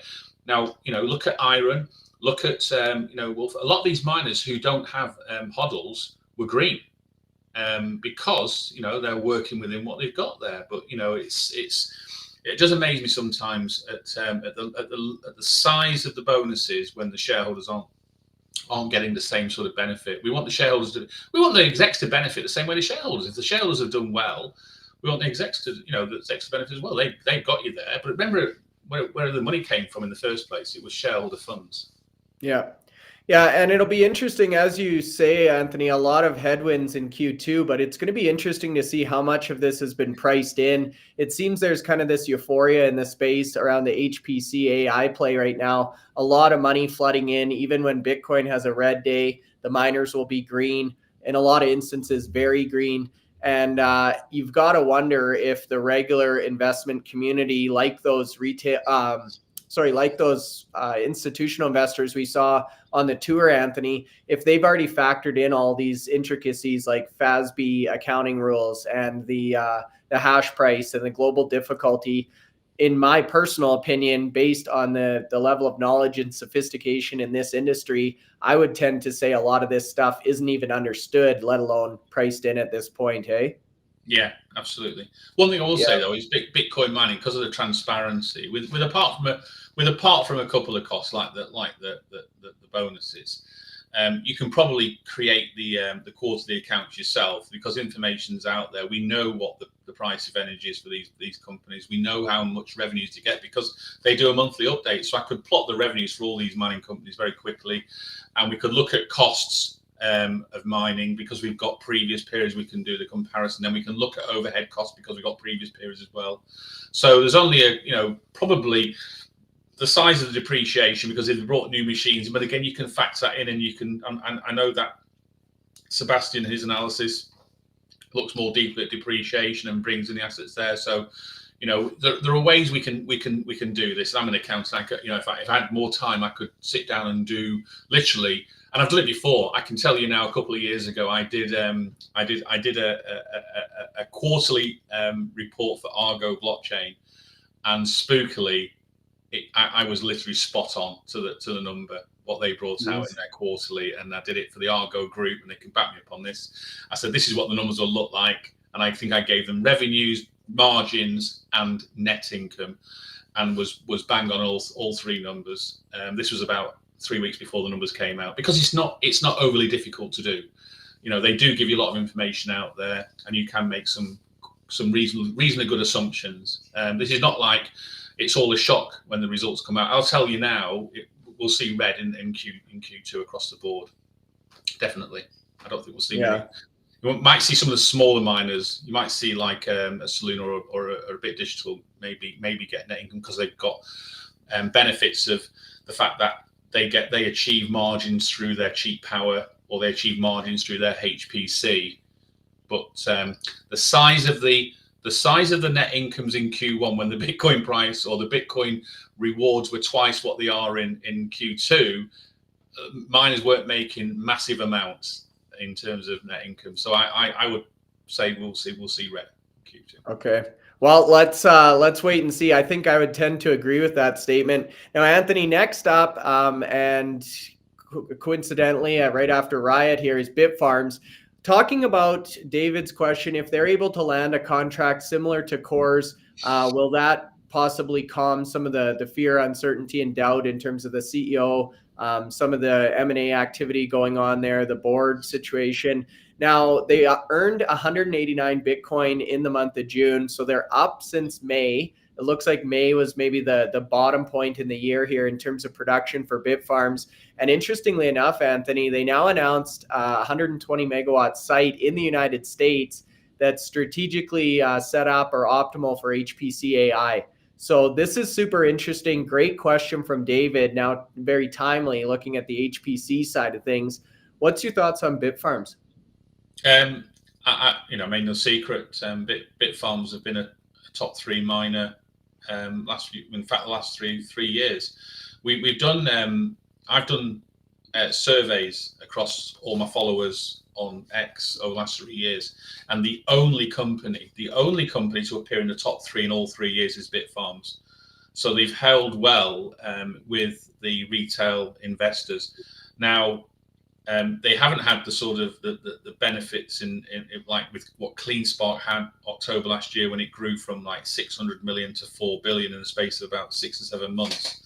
But what we did see in June this year and what we saw in May is they're starting to ramp up the hash rate now. So again, they've got a sizable target by the end of the year of 21. They had a target of 12 by the middle of the year, and I was saying that I thought Bitfarms would be one that would challenge to meet it. And I was pleasantly surprised when I saw 11.4 as installed hash rate, given that they had weather problems in Paraguay, which meant some of their operations were put back because of the severe weather. So that meant delays, but they firmly believe that in July they'll get that hash rate above 12. And that then gives me sort of like more belief that they can go on then to get to their target by the end of the year. Now, it was originally 17 by the end of the year, but they've increased it to 21 because they think they can repurpose some of their machines. And this update tells you about the number of miners they've been installing and replacing. So 39,000 new miners installed, and 39 old miners taken out. So by doing that, they've got their efficiency down from 35 down to 25, and that'd be fantastic news to them, because that means now that the energy cost is reducing, so they're able to mine that a little bit more profitable, and that's what it means. They're already on really good energy prices in the likes of South America. I think it's 2.5-3 cents a kilowatt hour down there. So the rates down there, some of them are better than the US rates. And they'll have about 8 exahash in Paraguay by the end of the year. That's their growth target for Paraguay. So we were talking a few months ago when Bitfarms was getting close to achieving 7, that the Paraguay was going to be as big as the whole company was back 2 months ago. So, and as we've seen there, it's talking about the energizing of these facilities in Paraguay. And so, yeah, it's a good update. I mean, in terms of what they produce each month with the hash rate they've got, they're a top 2 miner with Hive Digital. Every month it's Hive or Bitfarms who finish top of the tables. Power's is coming down now, so they'll also compete from a profitability as well with all the other miners as well now with that new power and that new efficiency, and that efficiency will come down further because all the new miners to get to 21 are going to be the latest T21 S21 miners. So that 25 joules per terahash efficiency that they're achieving now will drop down significantly. That'll go down to 21 by the end of the year. And so we talked about where CleanSpark at the moment. CleanSpark are at 22.4, I think it is, or 22.6. Bitfarms will get down to 21 by the end of the year, but obviously some of these other miners will get down to that figure and even lower because they're growing a little bit bigger than Bitfarms. So we'll see IREN, we'll see Riot, we'll see CleanSpark, and if Marathon get their if they get to 50x by the end of the year using new miners, their hash rate efficiency will also drop significantly low. So you've got those 5 miners there who are sort of like, at the moment, sort of moving away from the rest of the pack now. We've got TeraWulf's update to come out this month. Hopefully they'll have landed the 10 exahash that they promised. We've had Cipher's update; they're at over 8 exahash now. But when these miners here at 12 and IREN are going to be 30 by the end of the year, there's going to be a sort of like a sizable gap between the sort of like those top 5 and then the ones that are following. There's going to be a group of that mid-tier miners around the sort of between 10 and 15 exahash. And then you have the rest of the miners, which are then going to be sort of like 5 exahash and below. So, Hive Digital at 5 exahash. The gap between Hive and I think you went through the share price chart very quickly, but yeah, one sec, Anthony, hold on. 1 sec here. I have a slide that you can probably talk through here. I want to come back to Bitfarms and talk about Fanny there in a second as well. But just give us 1 sec here, you guys. I think this slide, yep. Anthony, and I've actually highlighted that gap you were talking about. Yeah. So if you look at Bitfarms and when this slide was produced, the market capitalization at just over $1 billion, and then we go down to the next level of miners. So you've then got Bit Digital, and their market capitalization accounts for some of obviously the HPC contract in there, and Hive, who've got a bigger hash rate than Bit Digital. And a smaller HPC contract have got a market capitalization of 368. And I did an article on Hive just over a month ago, and the question on that article was, is Hive Digital the most undervalued miner? So again, read that article. It covers a lot of metrics in that article, compares them with a lot of the miners in that top section, and then you come up with your own assumptions as whether you think Hive are potentially undervalued. And you will, all those miners in that bottom section underneath that line there, if you look at what they are delivering in terms of hash rate, and then look at that from a value per hash rate in terms of cost value, they'll be significantly cheaper in terms of that valuation than the group in the list above. And you know, I mean, 2 months ago, IREN were valued at 700 million. Now today, it's 2.7 billion. So they've grown like 4x in literally the last 3 months. And that we were talking about them being the most undervalued miner. Then I was talking about them being undervalued miner about a year ago, maybe 18 months ago, when I did my article last year, which I highlighted recently. So they've had that nice run now, and if you think about valuation of their hash rate at the moment, it's on a par now with some of the other miners in that section. So then you have to start looking at which miners are looking more attractive, and then you look at these 2 miners directly under the line there, and think actually Bit Digital and Hive, you start to need doing a little bit more due diligence in that area to see if they're going to be the ones that then push to get towards the bigger group. We know that Hive are growing their hash rate, not as quickly as we'd have liked, but they're doing things in a more managed way. So they're not taking on debt. They're replacing what Hive have done that a lot of the other miners haven't done, is they've replaced a lot of their older machines. So although the hash rate doesn't change, they've actually got more efficient miners. So their mining efficiency is probably as good as Marathon's and Riot's in terms of, because they've replaced a lot of the miners. They had their own buzz miner that they created with Intel, and that had quite a low efficiency. So they had a lot of those miners coming there, and they've been replacing miners. So not growing hash rate, but just having more efficient miners mining. And they've got a target. I think it's still 8 exahash by the end of the year. They haven't said that's changed, so we still hold them to that. Those are sort of the two there that you want to do some more. And then obviously the lower you get down, then you're into less than $100 million per miner after that. So DMG, Argo, Griffin, SATO, and Soluna. We've talked extensively about Soluna, and they've had an interesting few weeks. We've seen a lot of price action in their share price, and I think again it's all these projects that are coming online. But the question is who can grow in that bottom group on their own without doing any merger and acquisition with each other. That's going to be the challenge. We know DMG should be announcing an increase in their hash rate this month, or certainly at the end of July. They're planning to install about 4,500 S21s. That's the top most efficient miner on the market at the moment. So they bought 4,500 of them. That's to grow their hash rate to about 1.7. So it's still, in terms of comparisons to other miners, it's still a low hash rate, but it will be nearly double what they've been operating at for the last few months.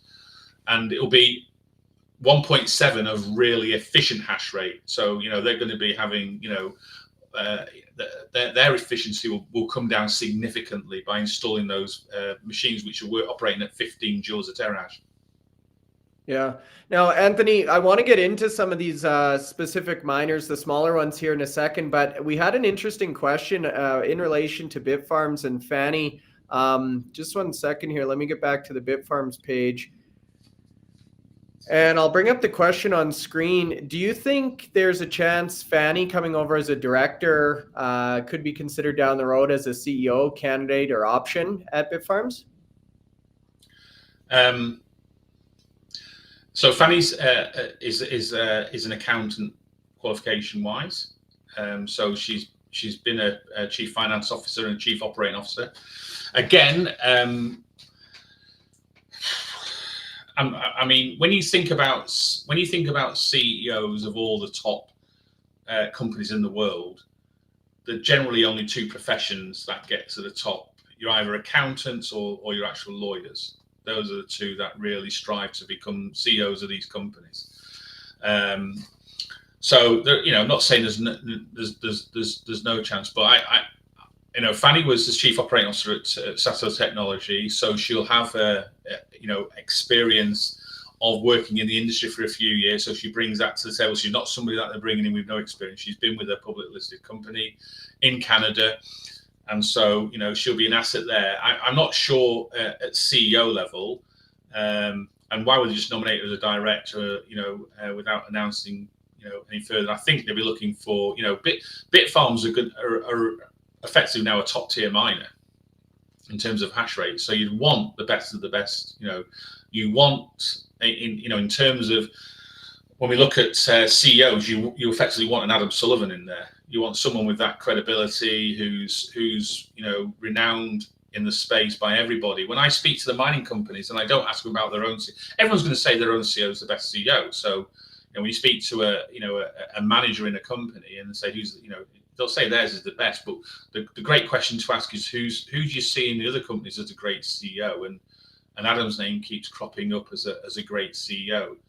So and he's not been with Core Scientific. He was appointed during Chapter 11, so he wasn't there. He didn't create the problems at Core Scientific, but what he's done in his sort of like less than a year in charge, and it's a whole new. All the directors were new directors. All came in at the same time. They're all appointed at the same time, so they've got quite a large number of independent directors who aren't in the Bitcoin mining industry, and actually that sometimes gives a real benefit to a company. They've got experience of working in big technical companies, so they understand that, and so I think if they got someone a big, I'm surprised. I really thought they would have appointed somebody by now, just to sort of like take some of this emphasis away with the right issue. I mean, from Riot's perspective, they've got 14.9% of Bitfarms at the moment. They don't want to go above the 15% threshold because that's when the poison pill will be played then. But from Riot's perspective, they either end up speaking to the shareholders and getting the shareholders, because in this company the shareholders have to vote. This isn't a case of the Bitfarms leadership own about 2.5% of the company. So they can't make a decision that's that nature. You have to have 50% of the voting rights to get that approved, and so therefore shareholders have to vote if they want Riot to take over the company, and they get Riot stock instead of Bitfarms stock, and then they become part of the largest mining company in the world and all the benefits of that there. But then so the Bitfarms shareholders think they can do it on their own, and so I'm my position is I own shares in both companies. Yeah. And I want Bitfarms to succeed, and but if it meant succeed, with Riot takeover, then I haven't got a major issue with that, as long as it does become the biggest in the world and the best in the world. It really needs to, and you're joining two great companies. One is operationally one of the best in the world in terms of Bitfarms, and the other one has got the treasury and balance sheet as the best in the mining space. And so that can get you where you need to. So there's lots of synergies there. I'm sure having the likes of that finance position that Riot are in, and having the operational expertise in 4 countries in 15 locations that Bitfarms brings to the table will create some really good synergies for one company. But I'm more than happy if Bitfarms announce a great CEO in the next week or two like that, and then start rolling out everything they want to do, and the HPC, as we've explained there, I'll do out the shares, and Riot will do well too, because Riot will just sell the shares at a profit. They'll have made 20-30% profit on the shares since they bought them. They know they've got a good company. They started buying these shares at a reasonable price. And bear in mind, these talks with Bitfarms started 15 months ago, not 2 months ago like people think. This is a long discussion. We only just found out like 2 months ago because it became public then, but for the first 13 months there was nothing said at all about this, and nobody in the industry knew. I've spoken to CEOs and senior teams of other mining companies. They didn't have a clue. Yeah. So this was really kept under wraps for a long time, but the documents are out there to suggest that Riot started speaking to Bitfarms in March of last year. So now we're in July 2024. Gotcha. You can do the math on the time frame. So, but as I say, I want both companies to succeed, because I'm a shareholder in both companies, like many people will be.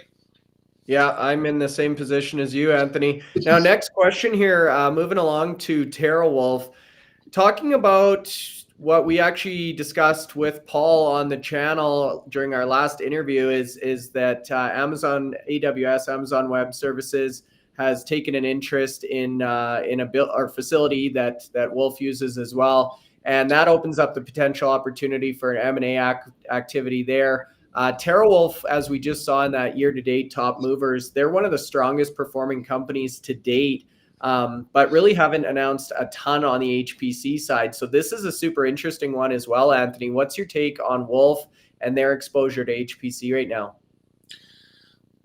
So they're planning for HPC. So that means they're actually, looking to deliver high performance computing hosting at their facilities. And rather than, some of the pure play miners, you said, no chance. So CleanSpark and Riot have said, we're not getting involved as doing mining. Wolf came out, a number of months ago, not recently, and said they were going to dedicate some of their power towards HPC. And again, you don't need massive amounts of power.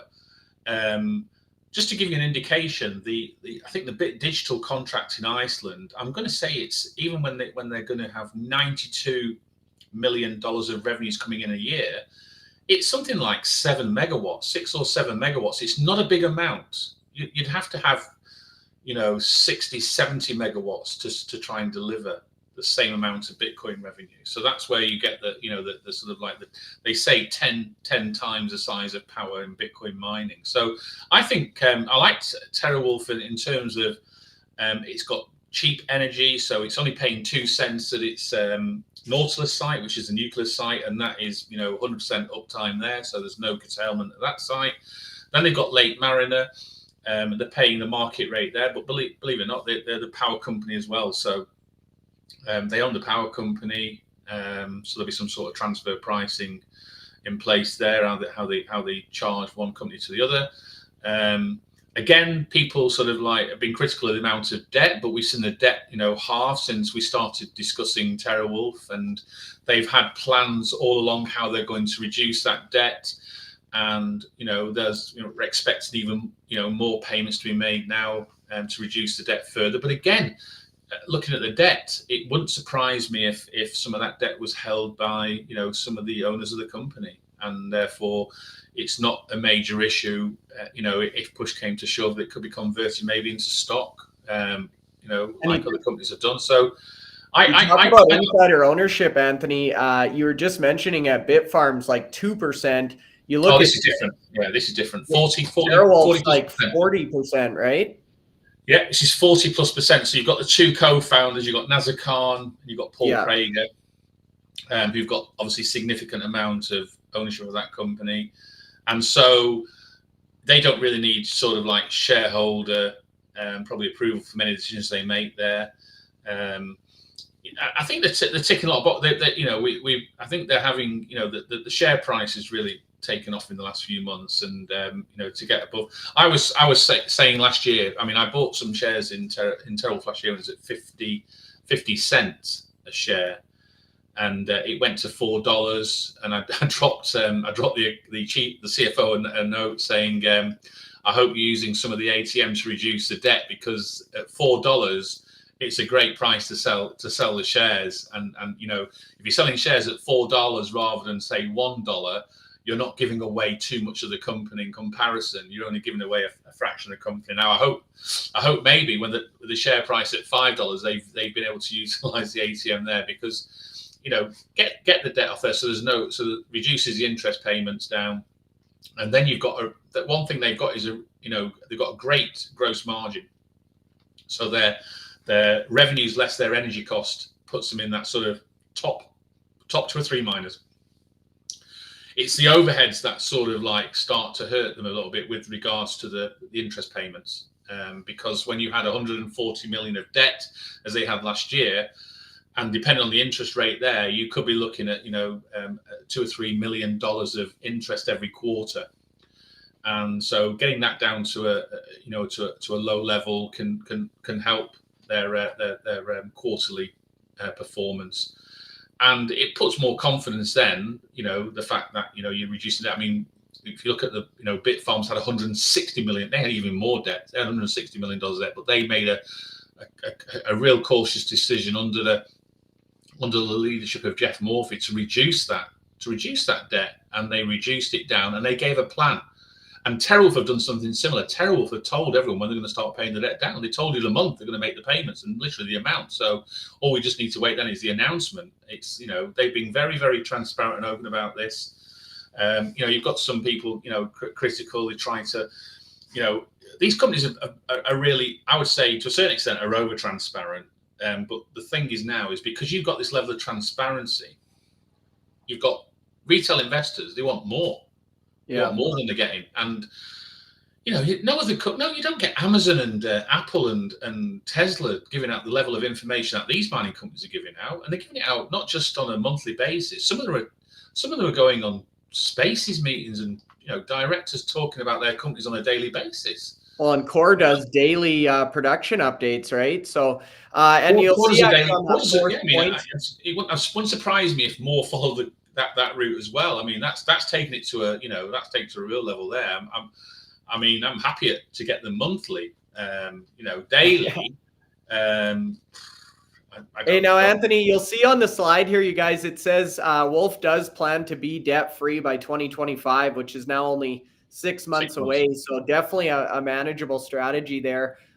We've talked about Core Scientific a couple times, Anthony. We've mentioned them. So maybe we'll jump over to that slide next, you guys. If you have any questions for Core Scientific, feel free to drop them in the comment section. I think that's slide 13 here, Anthony. 1 second.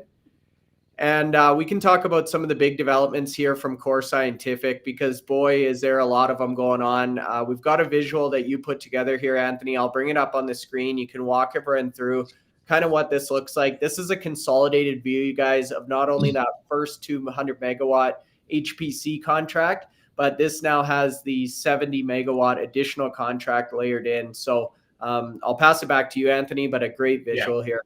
So this is, I mean, we've even seen now, people are starting to criticize this contract on X, and I'm thinking, why? This is a 12-year contract, effectively guaranteeing your revenues over that period. So it's quite easily this took me about 10 minutes to put together, because all the information's out there. So they'll start receiving revenues from their first contract of 200 megawatts next year, and during next year, they're also going to be focusing on delivering the extra 70 megawatts for the additional expansion of that contract, which will start probably coming in either late 2025 or early 2026. So for the benefit of this table, I assume the 200 megawatts starts delivering next year, and the 70 megawatts starts delivering in 2026, which makes it nice and straightforward to show you then. So what's going to happen is CoreWeave are going to cover a significant amount of the capital costs for those buildings to be converted into, you know, HPC buildings, and the total of that capital outlay that they're going to provide is about $405 million in advance. That is going to be paid back, and it's going to be paid back at the rate of 50% of the revenues received. So for every dollar that Core Scientific receive in those early years, CoreWeave will withhold 50 cents of every dollar until the 405 million is paid back. So they're still going to get 50% of the revenues in those early years.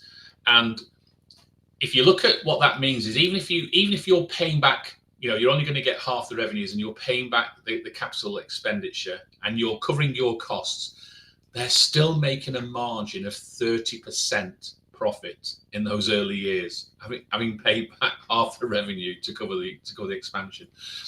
When we get to the stage and in year 3, it's all covered. You know, part of year 3 will be paying back the additional. I think there's like 62 million to be paid back in year 3. So 146 in year 1, 197 is paid back in year 2, and then 62 million in year 3, and then that's the debt all paid. The 405 million is paid back, the capex is paid back. So then you're into for years, effectively years 4 to 13, which is both contracts running for 12 years. Now bear in mind, I haven't included this, but both these contracts have got 5-year extensions, and I've got 2 of those, so potentially another 10 years on top of it. So for years 4 onwards, the company will be making 80% profit margin after all its costs have been paid. So that'll be things like mostly staffing costs. So when you think about costs associated with the site there, the energy cost is CoreWeave. They'll be providing their own energy. The GPUs are CoreWeave. They'll be providing their own GPUs. So it'll be facilities costs to manage the facility, security. There'll be some sort of probably lighting. There'll be some small energy costs, i.e. the lighting and things like that, the security, staffing to manage the contract. So there'll be overheads that way there. But it's 20% of the, and this is, a lot of these numbers are taken from their own presentation, and I've extrapolated to include the extra 70 megawatts. Now, if you look at the total column, over that 12-year period for both those contracts, they're going to get $4.7 billion in revenues. Total expenses are going to be 945 million, plus the 405 million that they are paying back. And so what they're going to make profit on that contract over 12 years is $3.4 billion, which is 71% of the whole contract is going to be profit to them. And people are saying, oh, I don't really like that contract. And I'm thinking, you'd have to have 10 Maras to deliver that sort of contract in terms of hash rate. And that's where the issue. So on a daily basis, at the moment with this contract here, once they pay back the capital, you're looking at every day, Core Scientific will be achieving about $850,000 a day of profit, not revenue, profit.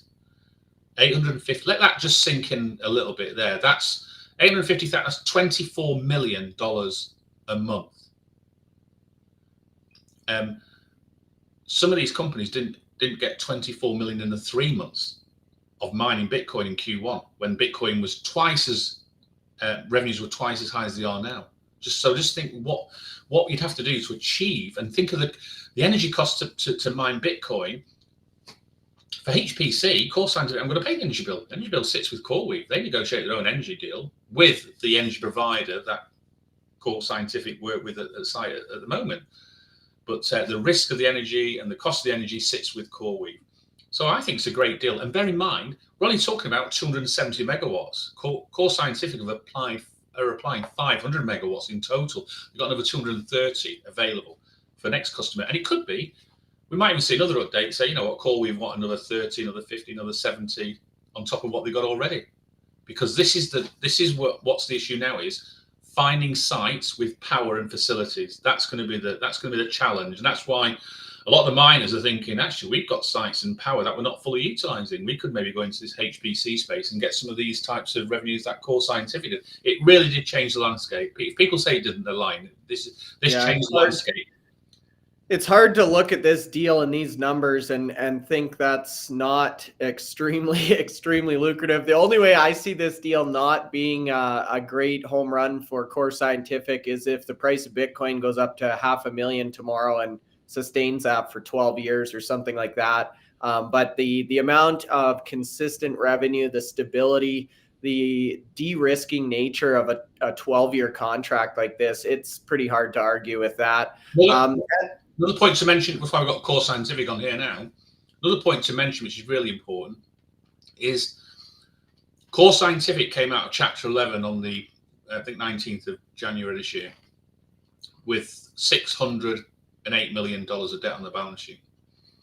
This week, if the share price remains over $7.77, which it's likely to, because it was over $10 this morning when I last looked, the notes become exercised. So they have 260 million, I think it is, in debt for the notes on the balance sheet at the moment. Those will be converted into 45 million shares if the share price remains over $7.77 for a period of 20 days. Well, I think the 20 days is up this week. So that'll be 240 wiped off the balance sheet in terms of debt. And another 45 million shares added. And 45 million shares at $10 will add effectively another $450 million to their market capitalization. and bring down the enterprise value would be really good, because the enterprise value at the moment, because of the debt gets added to the market capitalization when you're calculating, you've got less debt, therefore the enterprise value looks even better. The second tranche of warrants, the Core Z warrants, once the share price has been 20 days over, I think it's $9.72 or $9.80, that gets converted.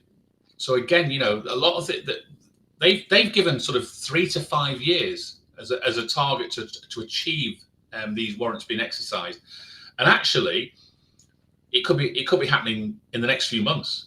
It really could be happening in the next few months. So you could see by the end of 2024, Core Scientific being debt-free and having 403 million shares on the balance sheet with a value of about 4 billion.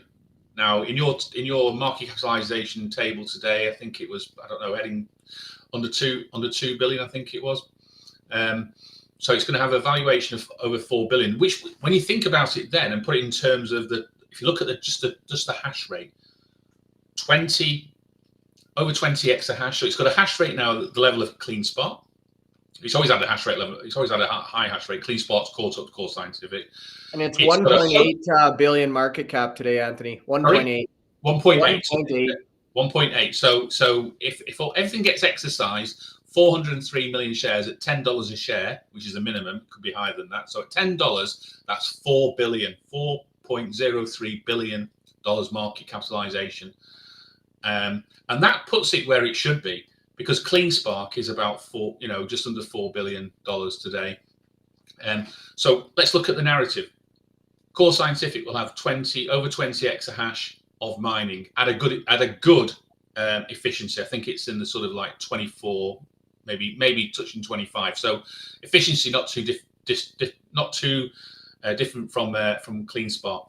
Has a hosting business, 5 or 6 exahash, earning margin on the hosting business. We haven't even talked about the HPC.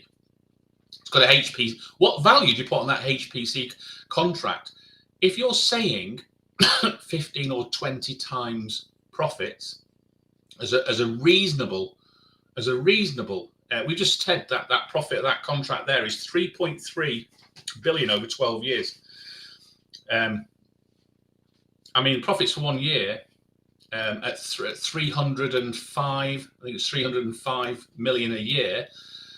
Just the HPC has probably gives them a market capitalization of around about 6 billion. 20 times profits for the year. Yeah, if you're using a standard, that's not reasonable for a tech company. Some tech would be higher than that. Even if you said 15, let's be more cautious. Let's say just 15, because there's no way these miners would be 20 times their profit on Bitcoin mining, because they're not making that levels of profit. So, but the HPC, absolutely. If they can deliver that contract over 12 years at 15, you're looking at 4.5 billion just on HPC. And then you've got a 4 billion mining business, because we know what the mining business is worth, because we've got a CleanSpark to value it against.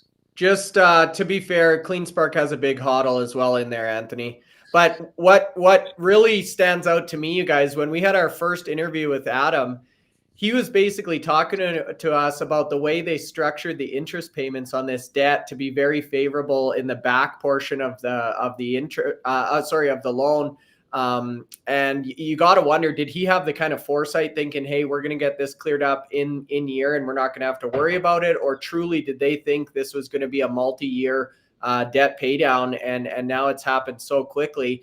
And then the other component, Anthony, we've talked about how strong of an operator Adam Sullivan is. He's effectively had one hand tied behind his back. He's not had full autonomy to do what he wants with the business. We know he's been forced to sell Bitcoin within 10 days. He's made it clear that he wants to have exposure to Bitcoin on the balance sheet. This guy's an animal with one hand behind his back. Wait till he gets in the ring with every lever available to all the other CEOs. It's going to be impressive to watch, I think.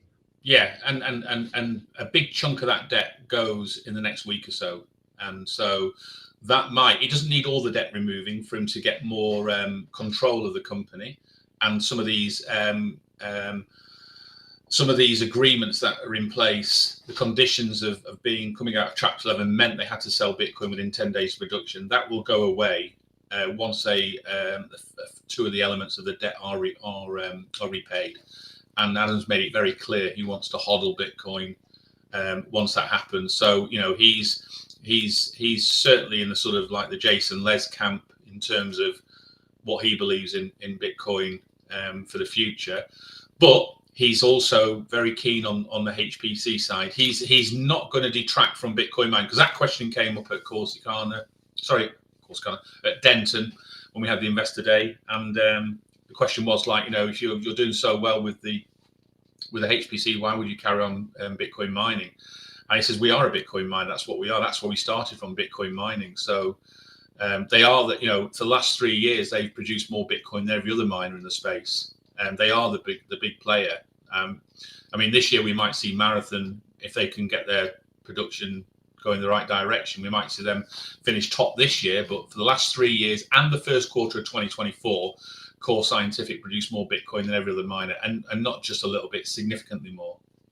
It did, yeah. Now, we got a good question from Woodstock here, very relevant because we're on the core slide. How do you feel HPC is going to affect stock price of the miners in a bear market situation? You got to think it's going to help insulate against any volatility, giving some of those stabilized revenues, predictable revenues, whereas the pure play miners didn't have that. But now with the ETF edition here, Anthony, I'm not sure to what extent we're going to have those same bull bear cycles. But you got to think in the 4-year halving period, there's still going to be ups and downs, I suppose, with Bitcoin price, eh? Yeah, I think I listen a little bit to Mike Halford. So he provides a lot of input on Twitter, X Spaces, meetings. We had one last night, and he was talking about the Bitcoin miners, and we talked about the HPC side, and I was talking about this game changing deal. But Mike still believes that the Bitcoin mining, the market will improve for them, and if you think now about what these mining increases in the last few months, go back 3 months ago, and everyone was saying the Bitcoin miners aren't correlated with Bitcoin anymore. You have to now be in either Bitcoin or MicroStrategy. And then you compare MicroStrategy with IREN, and actually IREN's had a better performance in terms of share price this year than MicroStrategy. So, the miners are starting to get a little bit of love from institutions. Some of it will definitely be down to the HPC, because they are these analysts are focusing on HPC, but it might be that the focus now on maybe the size of the ETFs taking on the Bitcoin the way they've done in the first sort of 6 months since they got approved. We're talking significant amounts. I mean, it used to be that MicroStrategy were the largest holder of Bitcoin, but I think at least one of these ETFs now has got more Bitcoin than MicroStrategy, and I think there's another one catching up as well. So the sheer levels they're buying on a daily basis gets them to that position. So there's no let up on the ETFs buying Bitcoin, and bear in mind only 450 Bitcoin a day gets produced. So you haven't got like a bank and go in there and say, can I have 1,000 Bitcoin? You don't have to go and pay for it, and then that attracts the high price of significant purchases coming. We've always seen when there's been big up days in the ETF, the Bitcoin price has rallied as well at the same time, because it's supply and demand. I mean, you've got Bitcoin, Bryce. I'm not selling my Bitcoin to an ETF fund. So they have to go elsewhere and buy it. And if everyone thinks like I'm doing, keep the Bitcoin, it then becomes very narrow for you to buy. So the price then affects it.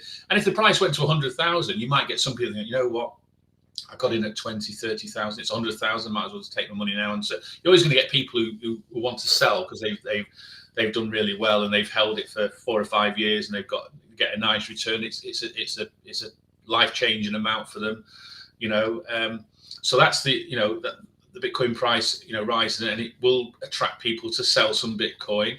But there's always going to be buyers for Bitcoin. That's the key thing now. And now we've got these ETFs. That means there's more buyers for Bitcoin. The buyers outstrip the sellers.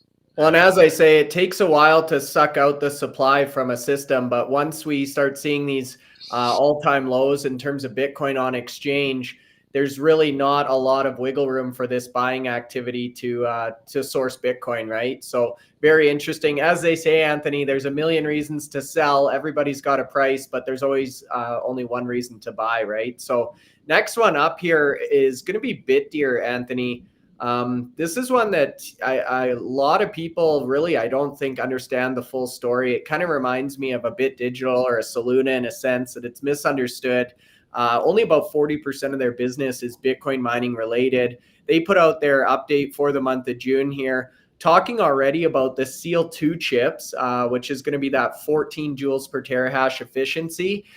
They also came out with some big announcements, giving contracted capacity now a ballpark range in 2.5 gigawatts neighborhood. So another company like Soluna that's talking about this power pipeline, and it's just expanding.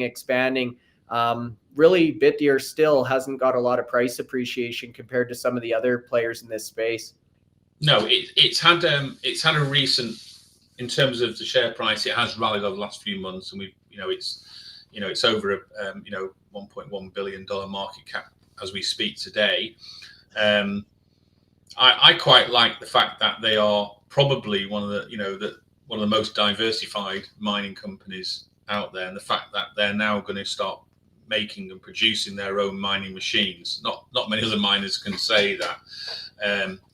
And so, their first generation miner that they produced was an 18 joules a terahash, which is probably about as efficient as the best mining machine that Canaan can bring out at the moment. And they're one of the top three producers of mining machines after Bitmain and MicroBT. So, but you've got to remember where Bitdeer came from. Bitdeer were formerly, part of Bitmain. The CEO of Bitdeer was the co-founder of Bitmain. So, there's some experience in that production of machines there. So they've got a massive R&D department at Bitdeer, over 50 employees, which is more than some of these miners we're talking about have as total employees in the company. So they've got quite a lot of R&D people, and they do a lot of things differently. So we talked about people who self-mine. They self-mine, they manage facilities, they host machines, they have cloud hash rate. So individual retail investors can go to Bitdeer and say, I'd like to buy some hash rate and I want you to run it for me. And so effectively you pay for your machine, you pay for the energy, and then there's like a little bit of a profit share on the actual revenues. And, in times of when the Bitcoin price is growing, that's a very, very profitable business to be in. And with all their businesses, they've got really good, short periods, so they can actually pivot from business to business. So they've not got long lead times. So they don't have long contracts for hosting or long contracts for the cloud hash rate. So in times when they can pivot and switch to self-mining if that's more profitable, it gives them the opportunity to do that. Then they came out with a sort of we'll produce our own machines, and they've got a really good contract with TSMC who supply the wafers. And then they started developing. They built the first generation miner. Their update today talks about generation 2 and generation 3, the seal chip, 02 seal chip, 03 chip, getting down the efficiency down to 10 joules a terahash. Now I firmly believe that Bitmain are also on track to get to 10 joules a terahash by the end of the year, and we'll see announcements coming out from them. But this is a mining company that we thought, just effectively self-mining and hosting until we started covering in our analysis. And I did an article on Bitdeer I think 2 months ago, and it goes through all their businesses. So again, have a look at the article. It's on Compass Mining website, I quite like that they've got a whole package of really diversified revenue streams, but they all fit quite well together. And finally, they're going into the HPC business well. So they've already got their HPC model up and running in Singapore, and they're looking to expand on that further.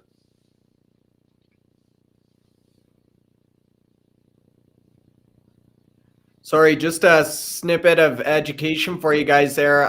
The tape out referred to in the Seal 2 chip there, that's the final stage before production, Anthony. So they're expecting to get those chips basically this quarter now. We're in Q3 of this year. So it's going to rapidly or aggressively see these efficiencies improve.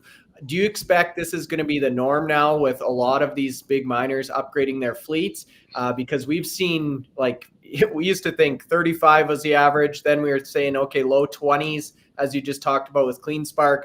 Now we're seeing low double digits here in the 10, 14. Are we going to see big miner purchases as the hash price remains low, energy costs remain high? Do we need to see better efficiency fleets?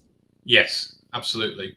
So there's only two ways you can reduce power. One is reduce the cost of power physically, or have machines that use less power to mine the same amount of output.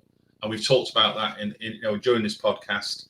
What the miners are striving to do. Bitdeer are really diversified in there all over the world. I mean, we talked about Bitfarms. I mean, you've got Bitdeer operating in Singapore, you've got them operating in Bhutan, you've got them operating in Norway. They're in the US on a number of sites. Their site at Rockdale, I mean, people probably don't realize how big some of their sites are. They've, I think, got like 583 megawatts at Rockdale. And it's literally, for those that play cricket out there, the listeners, it's like a cricket ball throw away from the Rockdale facility. So if you threw a cricket ball or hit a tennis ball out of the Rockdale facility and land in Bitdeer's facility just down the road, it's that close. And so you've got two big miners. Bear in mind, the Rockdale facility is probably the largest in the world, which means potentially the facility at Rockdale that Bitdeer have is potentially could be the second biggest in the world, because it's 583 megawatts. It's only just over 100 megawatts down. And bear in mind, I've just seen a comment there, Anthony, you are like an encyclopedia. Believe you me, I'm not. I say, actually, we had in our house here, we had 20 of the Britannia encyclopedias. And about 11 years ago, when I got married, I had to get rid of them all because my wife knows everything. So it's like pointless to have any encyclopedias in there. She just knows everything. In terms of, she's the encyclopedia, not me. Gotcha. Yeah. Just keep that to the small guys. I don't want to pass it on. You got to think the guys who used to sell those door-to-door encyclopedias have gone the way of Blockbuster these days. Now, Anthony, we wanted to get through a few more here. Good to keep going as long as you are, so just let me know. But we've got one for Hive saying basically like your opinion on, I'll pull up the question here as well. Hive's one that we've talked about quite a bit on the show, talking about kind of how the market's valued them or is currently valuing them compared to some of the peers here. Can you give us your thoughts on Hive as an investment? Yeah, I mean, Hive's a funny one. I've got Hive shares. I've had them for quite a while. I haven't bought it recently. But in terms of share price action, it has been disappointing in the last few years. In terms of operational, they are they're a top 2 or top 3 miner in terms of what they do every month with the machines they've got. Nobody can touch them apart from Bitfarms. Bitfarms and Hive usually, in the last 3 years, have been consistently the best 2 performing companies in terms of what they produce. And Hive go a little bit further than Bitfarms in terms of overheads, because they keep their overheads, their G&A costs, which is like what you pay your staff. I'll challenge most of these miners in the table. I don't think any of them pay, or keep them costs down as low as Hive do. And if you're unsure about that, again, go to the article I wrote for Compass 2 months ago. It's on the Compass website under content. Have a look at it. It goes into detail about what Hive do, and it compares them with the likes of Marathon, Riot, CleanSpark, Cipher, Bitfarms. So it covers them against all those big miners in there, and it's mind blowing at the moment. Why there must be something that I'm missing. I'm trying to we'll get to see the Hive team in Nashville. They'll take down most of the team to Nashville there. They'll have a presence. They do have a presence at some of these big conferences. Hive, they'll take probably 7 or 8 of their team down there. I spoke with Aidan many times. We've had Aidan on the podcast. We had Frank on the podcast. and they can articulate really well about Hive. It's just the market, just for some reason, hasn't given them any sort of like favor. I felt when all these other shares were popping, I thought Hive would do the same. So they're doing everything right. There's been a few issues. So again, the uncertainty of Sweden. They operate in Canada, they operate in Iceland, they operate in Sweden. And there were some issues with Sweden with regards to taxation. So I don't think we're through that yet. But they do come up with some really innovative ideas. And I'm in Sweden with the facility there. They're looking to utilize the heat energy that comes out of that facility for like greenhouses and things like that, so they can bring in more revenues and give something, back to the community. So they've got, they can transfer some of that heat power and do something with it. Yeah. So that they're always thinking. The HPC business, so of all the miners, they were the first ones to say, and they had to be honest with you, they had all these GPUs available from their mining of Ethereum days. And bear in mind, go back, 18 months, nearly 2 years ago to September, they were earning millions and millions of dollars a day, in Ethereum mining, far more than some of the Bitcoin miners were earning in Bitcoin. It was magical days, and then the Ethereum mining stopped, and their revenues literally fell off the end of a cliff. They went from like $7 or $8 million a month down to $200,000 a month for Ethereum, what they could combine with the GPU. So they had to come up with another plan, and they started saying we're going to look at HPC, and they've been talking about it for a long time. But what they haven't done really is delivered what Bit Digital or what Core Scientific have announced, or what IREN have gone in there.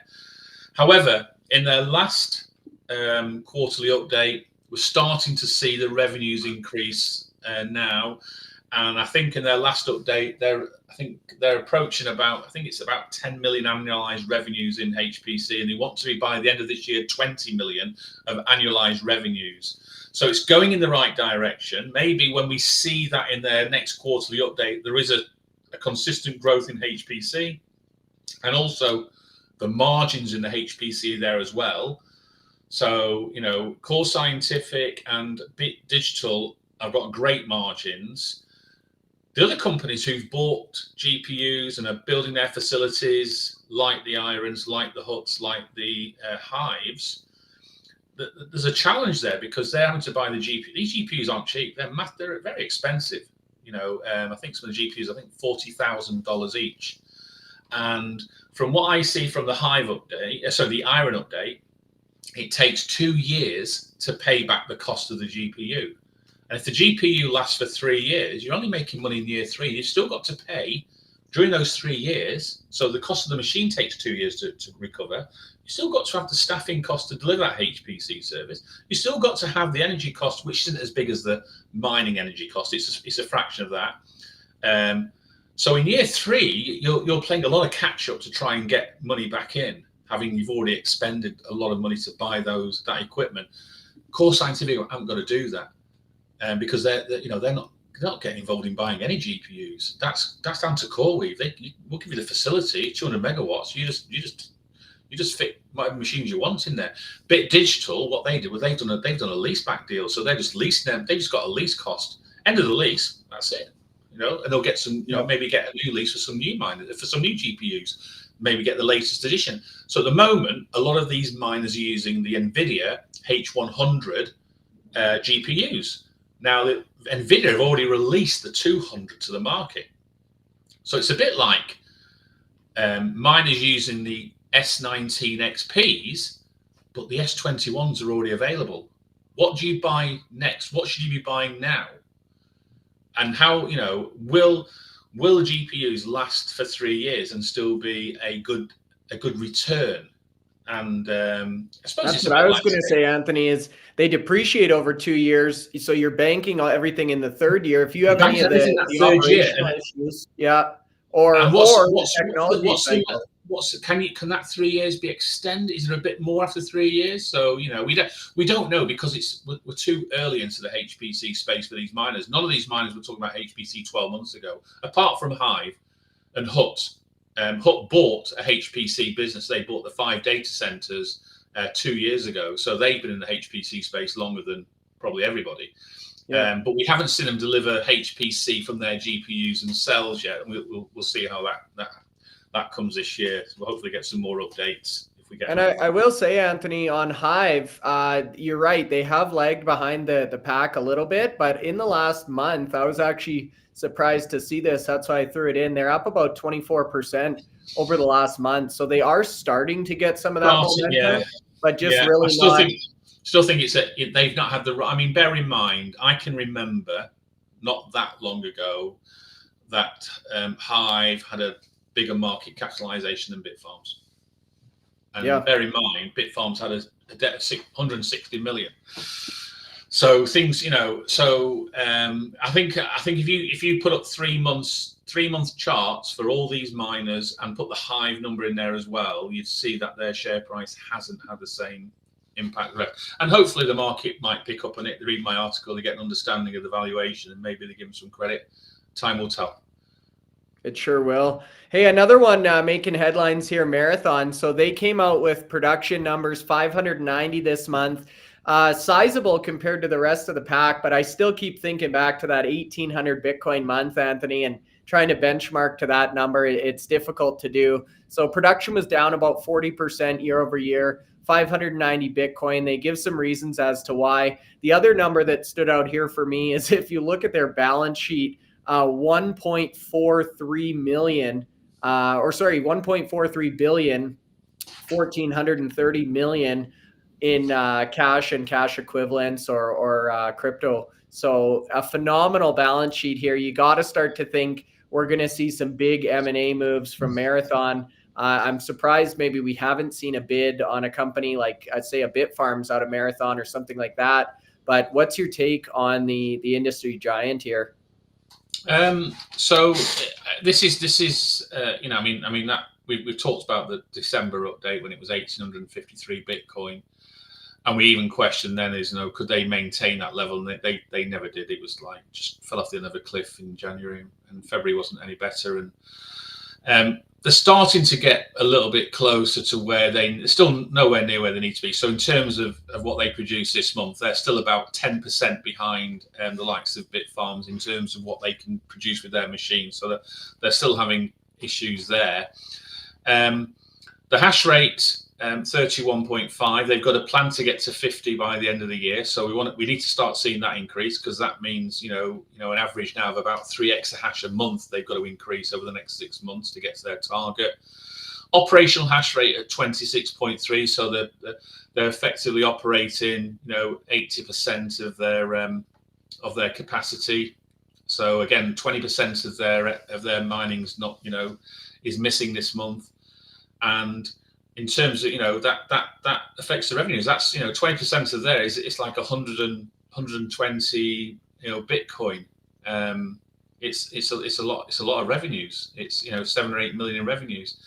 The balance sheet has been about the same. They've had this like 1.3, 1.4 billion in terms of treasury when you look at the hodl and the cash available. But I mean they are selling shares on a daily basis, that so that when we get their next update, their quarterly update, they'll have sold another 20-30 million of shares in the last 3 months, guaranteed. Like alongside the likes of Riot, alongside the likes of IREN, alongside the likes of CleanSpark, and we'll see Bitfarms as well now. Bitfarms will start having to sell their shares to meet their growth target by the end of the year. All these companies have to, because there's another way of doing it. You can't do it. They're not doing it through debt, and we can see here that Marathon are still maintaining a significant Bitcoin hodl. So if you're keeping a hodl at that level, you're having to pay for costs by selling shares, and you're selling shares to pay for costs, and you're selling shares to keep your cash balance at 256 million. So what they have said though, they want to buy more sites. So whether they can buy some of the sites that they're currently occupying. So at the moment, I think they've got something like 55% ownership now of their sites, which means Fred was talking to me in April about wanting to get to 80% by the end of the year. So they've still got a significant way to go. And if that means 80% of his hash rate by the end of the year, 8% of 50 exahash is 40 exahash, and they're at 31 at the moment, of which they occupy 55%. It means they've got to buy facilities, probably somewhere in the region of about 25 exahash. So it's a lot of facilities. I don't think it's like unless, I mean, I suppose to get to 50, buying the likes of the Bitfarms would get them to 50, because, you know, if you buy Bitfarms and they've got 21 exahash and Marathon have got 31 exahash at the moment, that comes to nearly 50. That fits really nicely. But we did hear from Bitfarms to say Riot weren't the only interested party, but we've heard no other names. I mean, we would have probably suggested there's only two others that could have been possibly interested from a financial perspective, is CleanSpark and Marathon Digital were the two that probably stood out, along with Riot, as the ones that had the balance sheet to deliver such a deal.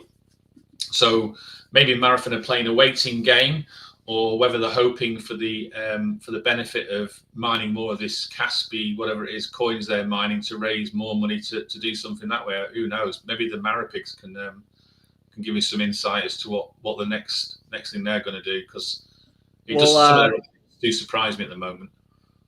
Yeah, that one was a little odd to me too. I'm surprised they put out a PR just for that, considering it's such low exposure overall to their. That's a good comment from Gary there, because I mean, with these companies not mining as much Bitcoin as they should be, what it means then is it means the energy price to mine 1 Bitcoin or mine 10 Bitcoin is correlated. It's going to take you 10 times more energy to mine 10 Bitcoin than 1 Bitcoin. But what you've got to remember is, if you're mining, and let's look at the Bitcoin update there, they're 20% down on their production straight away, 20% down on what they should be delivering with 31.5 installed and energized hash rate. So that means that the overhead supporting 31.5 exahash, that means their team of people, they're all getting paid really good wages, they're all getting nice bonuses, don't know what for, but they're all getting nice bonuses, and they're all getting, all their costs are then applied to a smaller amount of Bitcoin, which means the overheads per coin are still quite high. You know, the only way to bring your overheads down is to be productive, to mine more, so you can then share overheads across more Bitcoin. And when you do the cost per Bitcoin, it looks more attractive. The thing that's let Marathon down in the last 2.5 years, you know, yes, they've had some bad luck. You know, they had some bad luck. They had the fire at the coal mine. I mean, mining Bitcoin from a coal mine, that wasn't the greatest idea in the world. Then they decided to fly their machines in first class on aeroplanes, and so they were, being served drinks and things and snacks all the way through the flight, and then they were put into garages for 12 months, to rest and recuperate from the flight before they were actually plugged in and started to work. So they had, something like 8 exahash sat in garages. So all that period of time there, you just wasted potential revenues coming in. They could have saved, if they couldn't get them plugged into sites, why bloody buy them in the first place? Just, and maybe in hindsight, they'd have saved a lot of money, because machine prices have come down since when they bought those original machines. They were paying $30, $35 a terahash. Mining companies now are paying $14 to $16 a terahash, but for far more efficient mining machines than they were in them days. So they've made some really poor judgments over the last couple of years, and I'm equally. I mean, go back to the podcast we did in January. I was over the moon with Marathon. I'm a shareholder in Marathon. Why would I want to make sure they do well every month, and there's a lot of shareholders in Marathon that are on here today, probably the same as me, get disappointed month in, month out when they're not achieving where we think they should be achieving, and. We probably need to for them to be a little bit more transparent as to why they're not hitting those numbers. I mean, it's all right putting percentages, but just tell us the whole story, what's going on. Tell us the plan, how you're going to get to 50 exahash. Tell us the plan, how you're going to get to 8% of owned facilities. So they had the coal mining, so they had the asset light model, which didn't work for them. They had the machines in garages for a year. They've then gone onto Caspi coin, and they're not the only miners. Every miner's made mistakes. I could sit up here for 3 hours talking about all the mistakes miners have made, but Marathon are the biggest miner, so they're in the spotlight all the time. and they've got a big following, and part of their following only believes in Marathon and doesn't believe in any other miner at all. So you've got to combat with them. So I take it to them and say, please explain to me what's happening, because it's not great at the moment. The production. Well, and we both own Marathon. There's a lot of potential here. As you say, it's the biggest miner in the world, and there's no problem in a change of strategy, but we need to see the execution from all of the miners right now, because obviously there's those headwinds that we talked about earlier in the presentation. Now, another one here, Anthony, good question, asking about HUD 8, saying that we don't give HUD 8 enough love. I would disagree with that. That's another one that That's another one that I hold personally and have been with. Actually, Sue Ennis was my first interview ever in the Bitcoin mining space. HUD 8, I could probably agree with you that transparency would benefit them here as well. They've decided to pull back on the monthly updates, which we talked to Sue and Asher about on the podcast. Really didn't give a lot of concrete details around when those would resume, but just saying they wanted to have a more holistic view of the business in there and maybe take some of the emphasis just off Bitcoin, as they're now looking at revenue streams in other areas. So that overall, I think, is a great move. Just like Bit Digital, we see the breakout of HPC, but not a lot of communication as to when or why that was going to happen. Now, that being said, they've obviously made some big moves recently with the Co2 deal.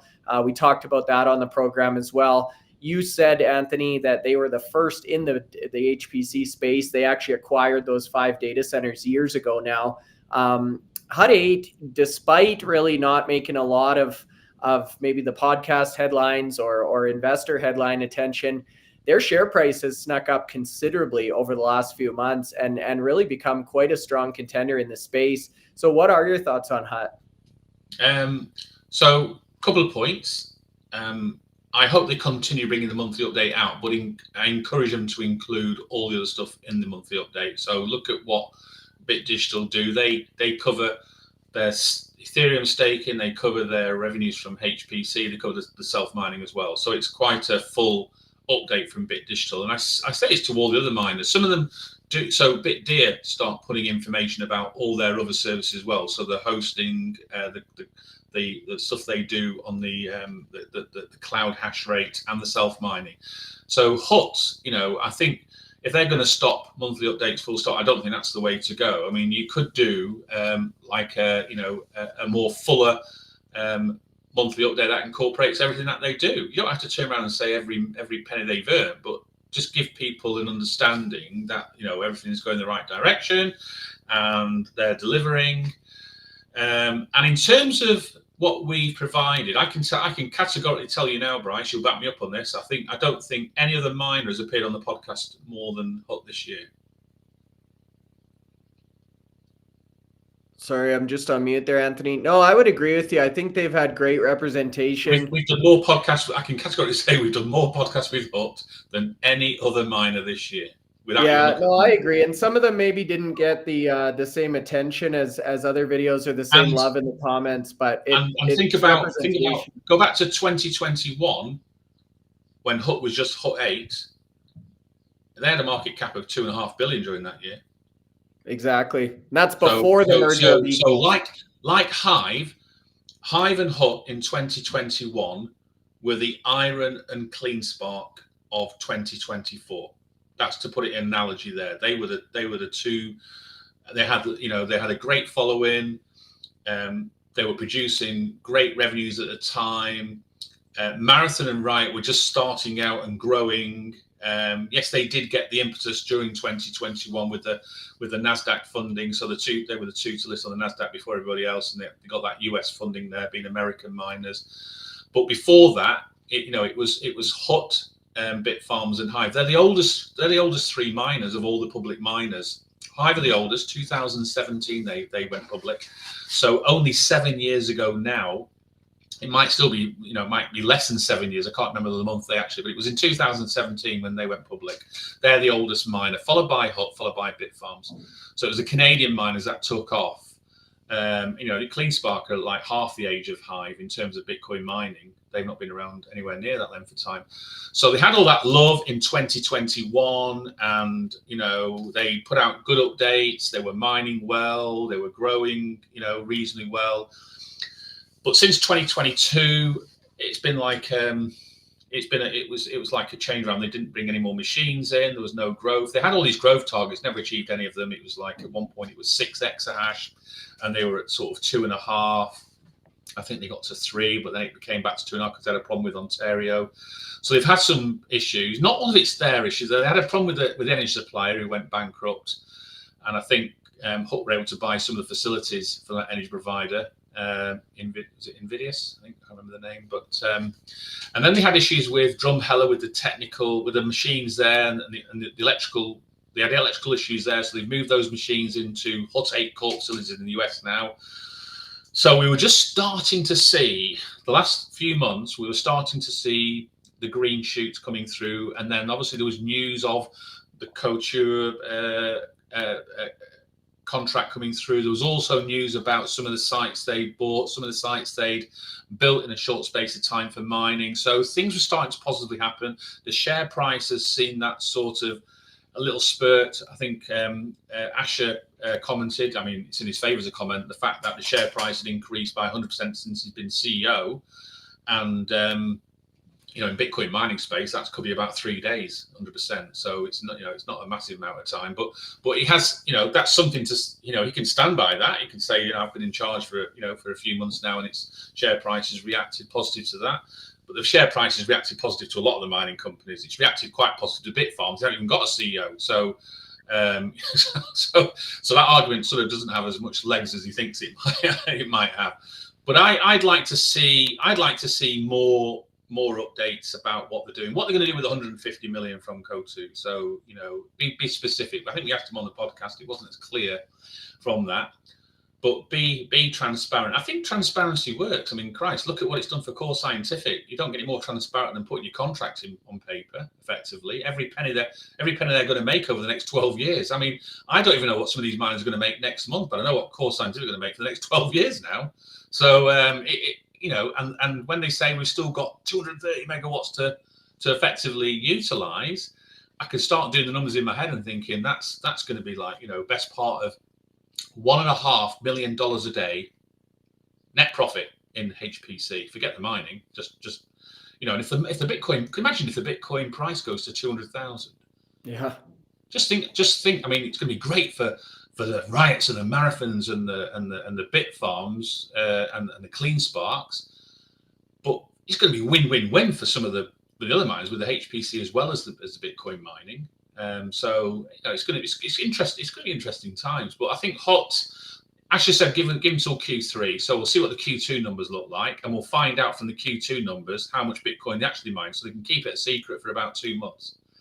Their numbers come out in August, so we already know what they did in April. So we've only got May and June to calculate. So you can keep it a secret for a short period of time, but then it comes out in their quarterly update how much they mined. So it's not like they're keeping it a secret forever.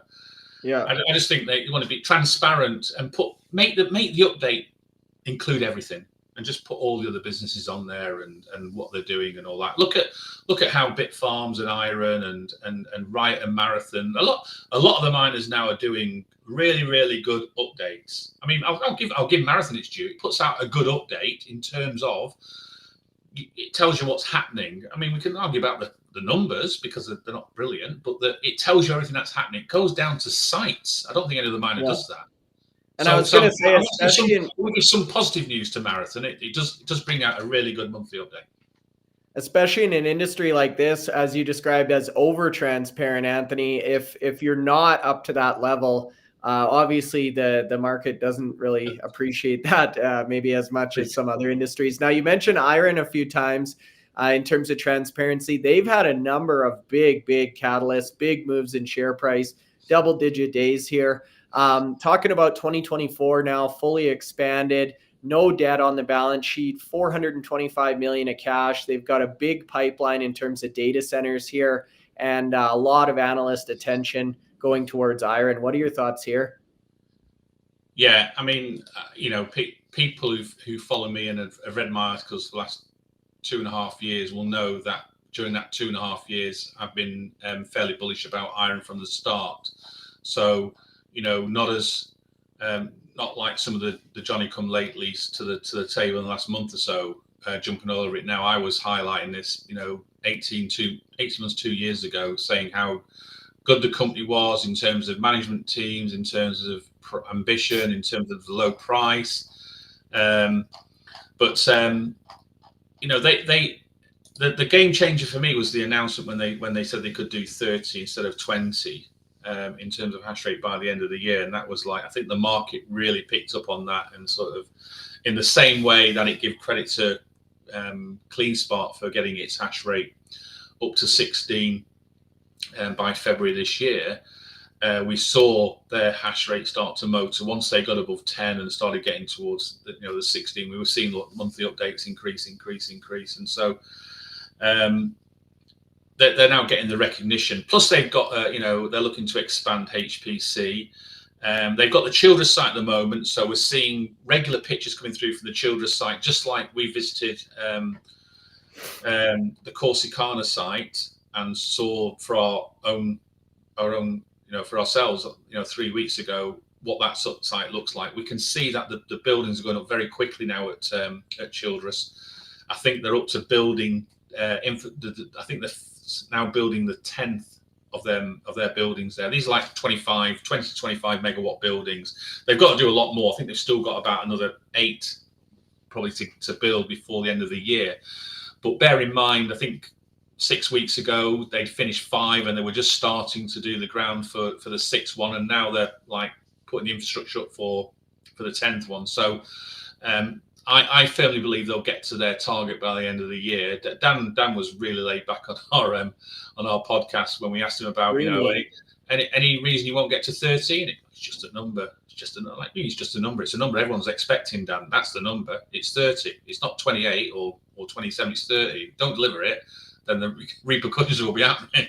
But I think he's probably got a few cards up his sleeve, and one site is, I've said it many times, one site's easy to sort of like, everything's on one place. You can just grow that site. You can just bring extra workers in to fulfill it.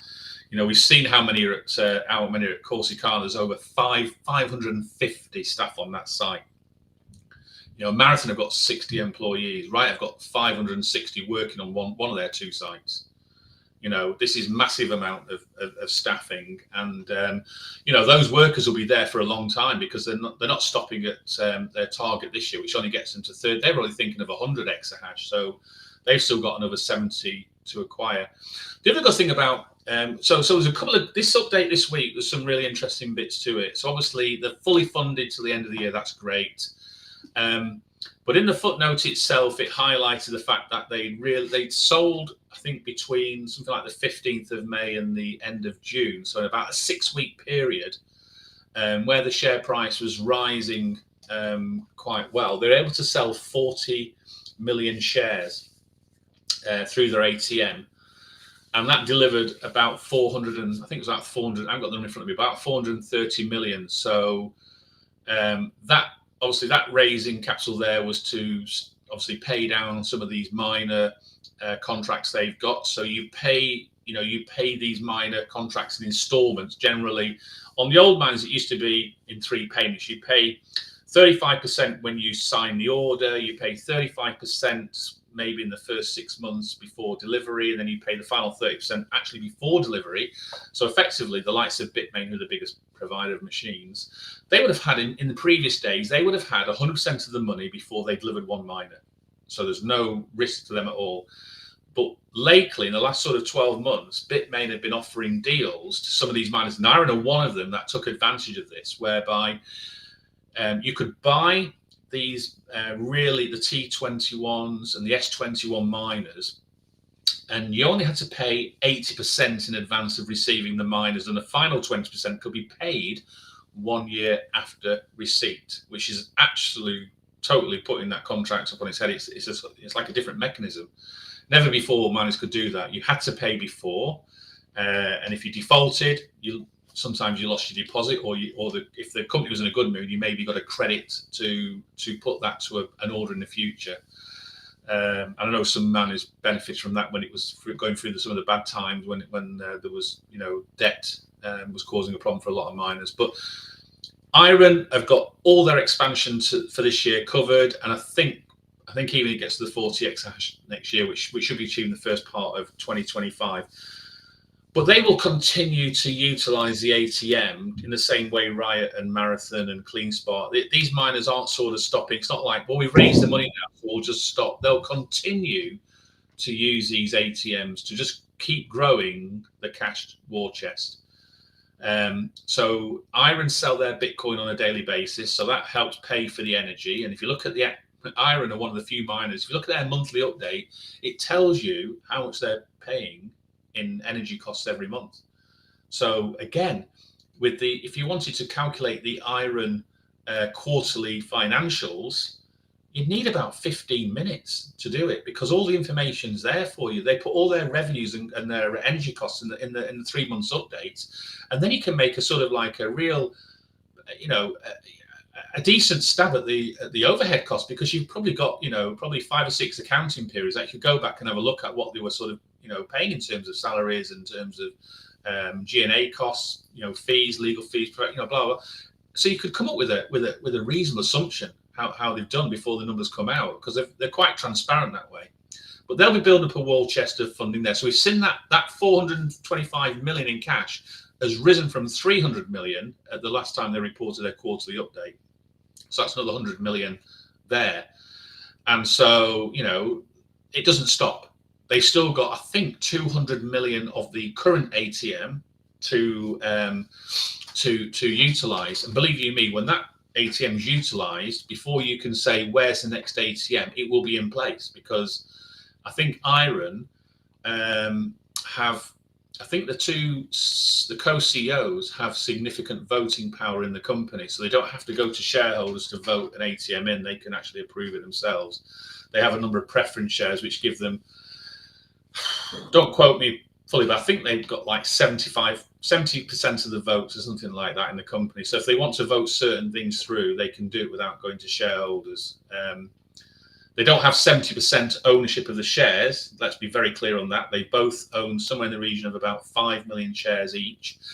And that's 10 million shares in total. And the company have 186 million shares in total. So they've actually got, because of dilution, at one point in time, that they had 12 million each. They sold 1 million shares each in January.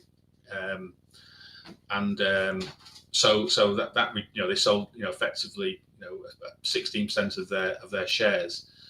And go back to when the IPO occurred, and I'm trying to think how many shares they probably owned about 20% of the company between them, maybe even slightly higher than that. But now 10 million of nearly 200 million is like less. They own less than 5% of the company. So that indicates how much they've actually sold in terms of additional shares, to go from over a 20% holding now to a less than a 5% holding. That's joint together. That's if they put their shares together.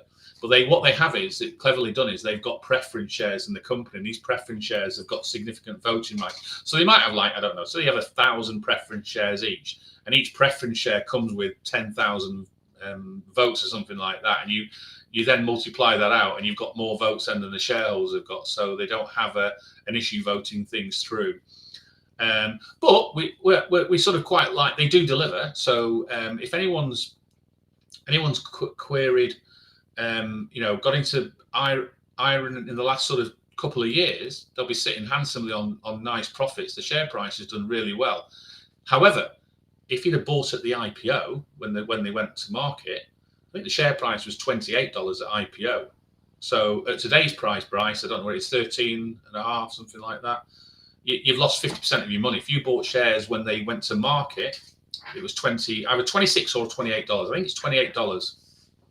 And even at $26, you've lost half your money if you bought at the IPO. But if you bought in the last 2 years, if you bought since January 2023, you'd be sitting on some massive gains. Yeah, they're sitting at 14.35 today. Looks like markets are closed half day for July 4th tomorrow, Anthony. Yeah, but they did. yeah, 14.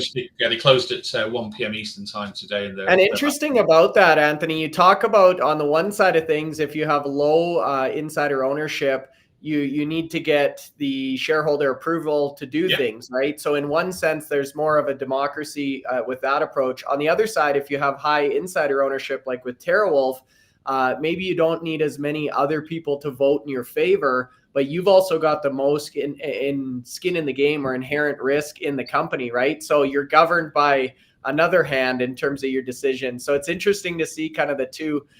Maybe one's more of a capitalist decision making, one's more of a democracy, but both obviously have their pros and cons. So IREN was another great one. Obviously, for one other part, I just want to add to IREN before we finish on IREN is the fact that the other thing about it, they're building out the Childress site. So the Childress site's got 600 megawatts. They're utilizing at the moment probably about 120 megawatts. It'll be 260 by the time they've completed their hash rate required for this year, which still means they've got over 300 megawatts available there for further growth. So get towards the 40 next year, they'll still use a bit more of that. They've then got this second piece of land, which is 14 and potentially includes the opportunity of 1,400 megawatts of power there. So this is effectively saying this is like a Corsicana 2 years ago. So, Corsicana, the reason Riot bought Corsicana, it came with 1 gigawatt of power. There was, within a cricket ball throw of Corsicana, there's 5 gigawatts of power, and Riot were able to tap into 1 gigawatt of that because it wasn't being utilized. So they've got 1 gigawatt for the Corsicana site. It looks like IREN have got potentially the same deal with their site that they're looking at. But bear in mind, let's be honest, it's taken 18 months, 20 months since the shovel first hit Corsicana to get to a position where we're starting to deliver, mining, hash rate. And yes, 75,000 trucks of waste have been removed from that site. And we fortunately got to meet the guy who actually did that, 75,000 trips while we're at Corsicana. And, it not necessarily every site needs that level, but even the sites that are sort of ready, that it's not going to happen overnight. I mean, you're going to be looking at a minimum of probably 12 months to probably 18 months before you start seeing any revenues coming out of the site. So just people to bear that in mind. And yes, then they've got another, I think, people are now, these miners have been clever now, they're now saying pipeline of another gigawatt on top of the 1.4. So, this probably takes IREN up to the year, 2040 or something daft like that in terms of, they've basically got enough power now to get them through the next decade or two, depending on what they want to do. And they want to, I think they're looking at, if the market's still keen on HPC, it's going to be good. One fact that is relevant, though, really relevant, what's happening now is these big sites, and even the sites now, it wouldn't surprise me that 1,400 megawatt site there, that hasn't even been built yet, right? Just think about what IREN paid for that site and what the valuation of that site is worth now without putting a shovel in it. So can you imagine that that might have gone up 4 or 5x. If they've paid hundreds of millions, that might be 5x in terms of another company will be prepared to pay significant money to go in there and develop the site, because Jason said, these 1 gigawatt sites are a thing of the past. There's no more 1 gigawatt sites. Now, IREN already had this site, 18 months ago when they started talking about, this is going to be their next big project, even though they hadn't even really built out Childress at all at that point in time. But you can now understand, if Childress gets built out in the next 12 to 18 months, they need to start thinking about power for all these power components that go into a site need to be ordered 18 months to 2 years in advance, because they're the long lead time components. I think I get the impression you spoke to Kent. I get the impression they've already started looking at the contracts for those. Well, yeah, and they say on the screen here too, they've already started procuring the items for that 2025 expansion. But you're exactly right, and not only the procurement, but this one's in West Texas. There's a lot of legal red tape and certifications and process that needs to be done on the legislative side or the back of office side as well.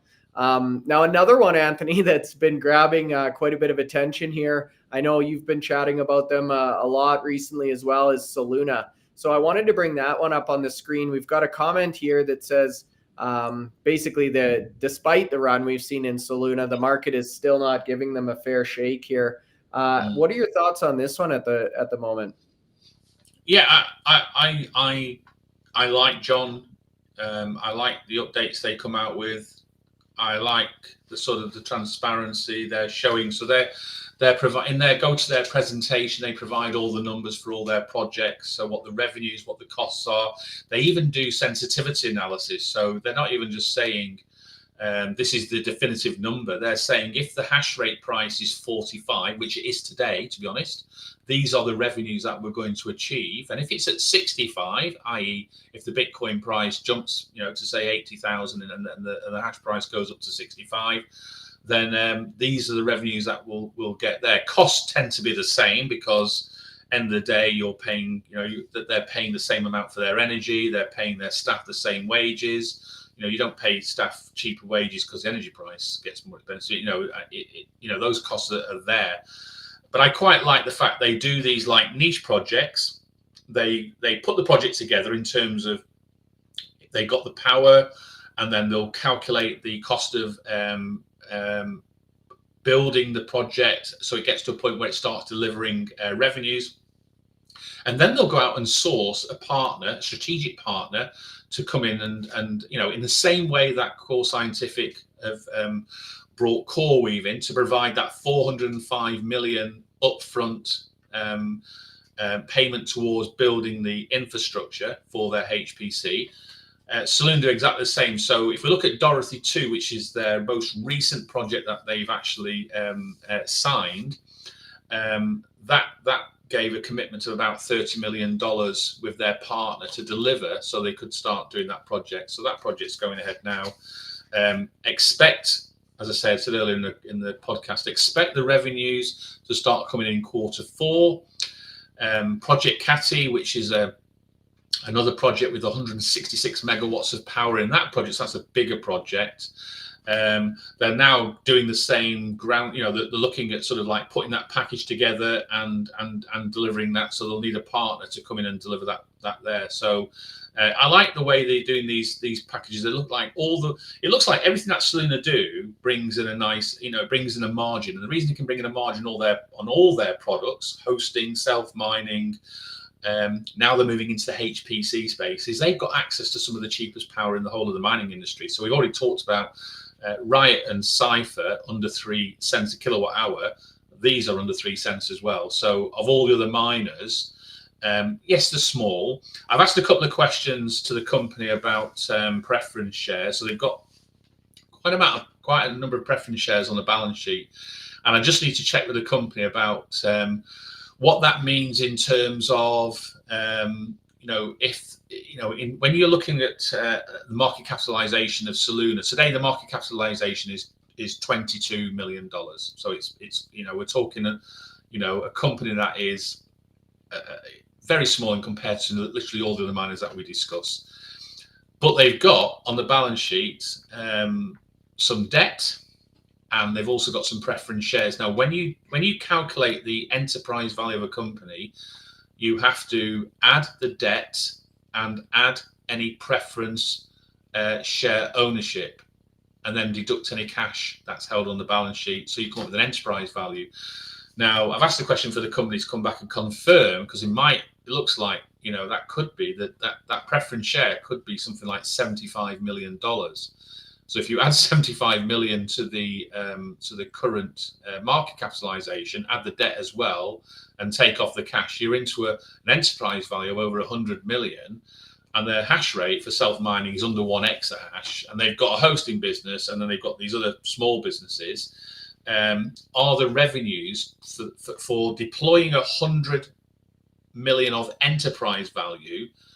What's the sort of like the revenues that they're driving compared to, say, a Hive Digital, whose enterprise value is about 100 million as well? That's the comparator then. and Hive have got 5 exahash and a HPC business, and not a great deal of debt. So, you know, if you then start looking at, and someone asked the question earlier on, if you then start saying, well, what's the value of their hash rate? If you were looking at self-mining hash rate of 0.8, that means the value of their hash rate from an enterprise value is over 100 million, which it sounds a lot.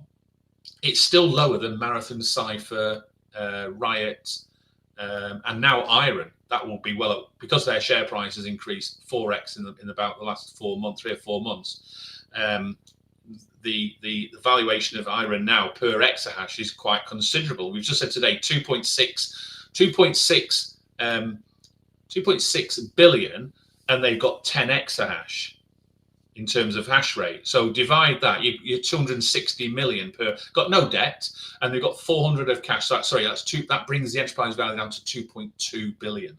10 exahash, 2.2 billion, that's 220 million per exahash. So, you know, if you're looking at Soluna and saying it could be 100 million per exahash or 120 million per exahash, it's still, you know, but Hive, when you do their exahash, it's down to like 18 and 19 million per exahash. That's really undervalued. This is what I'm saying to you. If you think, you know, so I need confirmation on the preference shares for Soluna. If I'm going down a rabbit hole on that, then it means that they are significantly undervalued in terms of, if their enterprise value is, say, for instance, add the debt of 10 million, they probably haven't got a great deal of cash. So let's say the enterprise value is maybe 35 million. That means their hash rate value then is something like around about $40 million, which is really cheap compared to 6 or 7 of the big miners. And bear in mind, self-mining is only a part of their business. So I'm not giving any credibility for the hosting or the other projects that they're doing HPC wise. And so it's not a great metric to use. It's a great metric to use if for comparing CleanSpark and Marathon, CleanSpark and Riot, CleanSpark and Bitfarms. If you and Hive, if you're doing those companies, you can do it. But a company like Bitdeer or Soluna, where they have massive amounts of revenues from other business other than self-mining, it does it a little bit of a disservice. So it might be a case of we look at revenues generated per enterprise value. So the enterprise value of 110 million for Soluna delivers how many millions of revenues compared to the rest of the miners, what revenues they deliver. That might be a better metric to use. But I would tell people to sort of like do their due diligence on Soluna. Look at the video that we did with John last week. Do the research. It's certainly one to look at. I personally hold a small amount of shares in my pension in Soluna, so I bought some there and I'll just keep it there.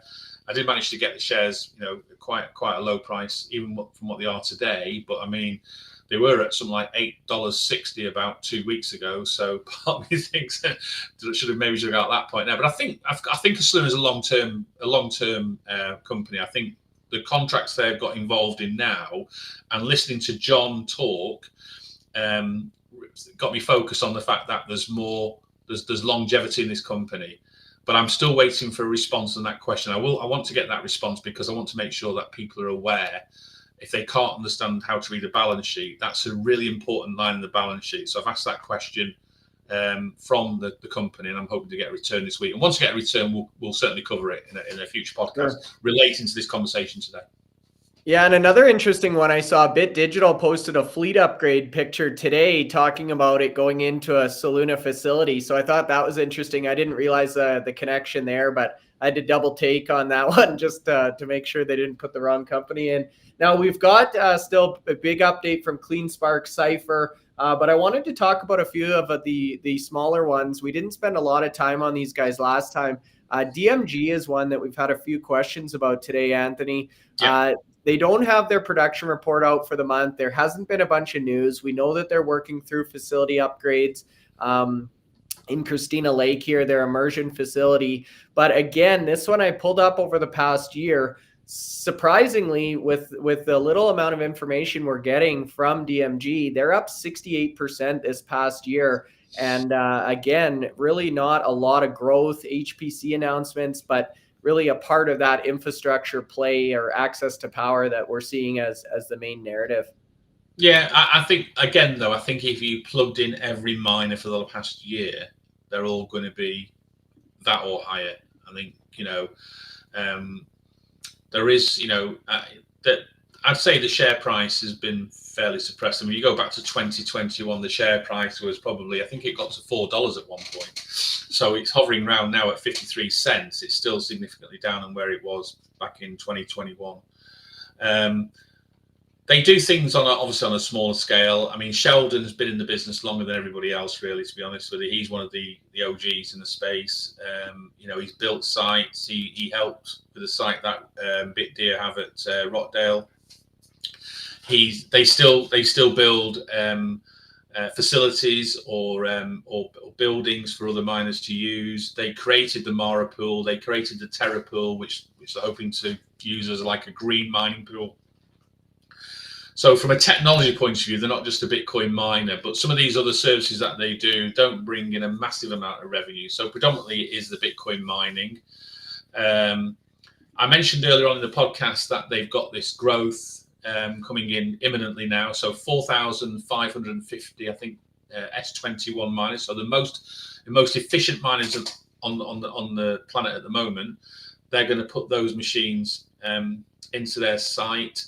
That will get the hash rate to about 1.7 exahash, which is nearly double what they've been operating at for the last few months. So, I mean, there was talk of them getting to 2 exahash by the end of last year. I think 2 exahash is the target for this year. So we've had these discussions about how are these smaller miners going to grow.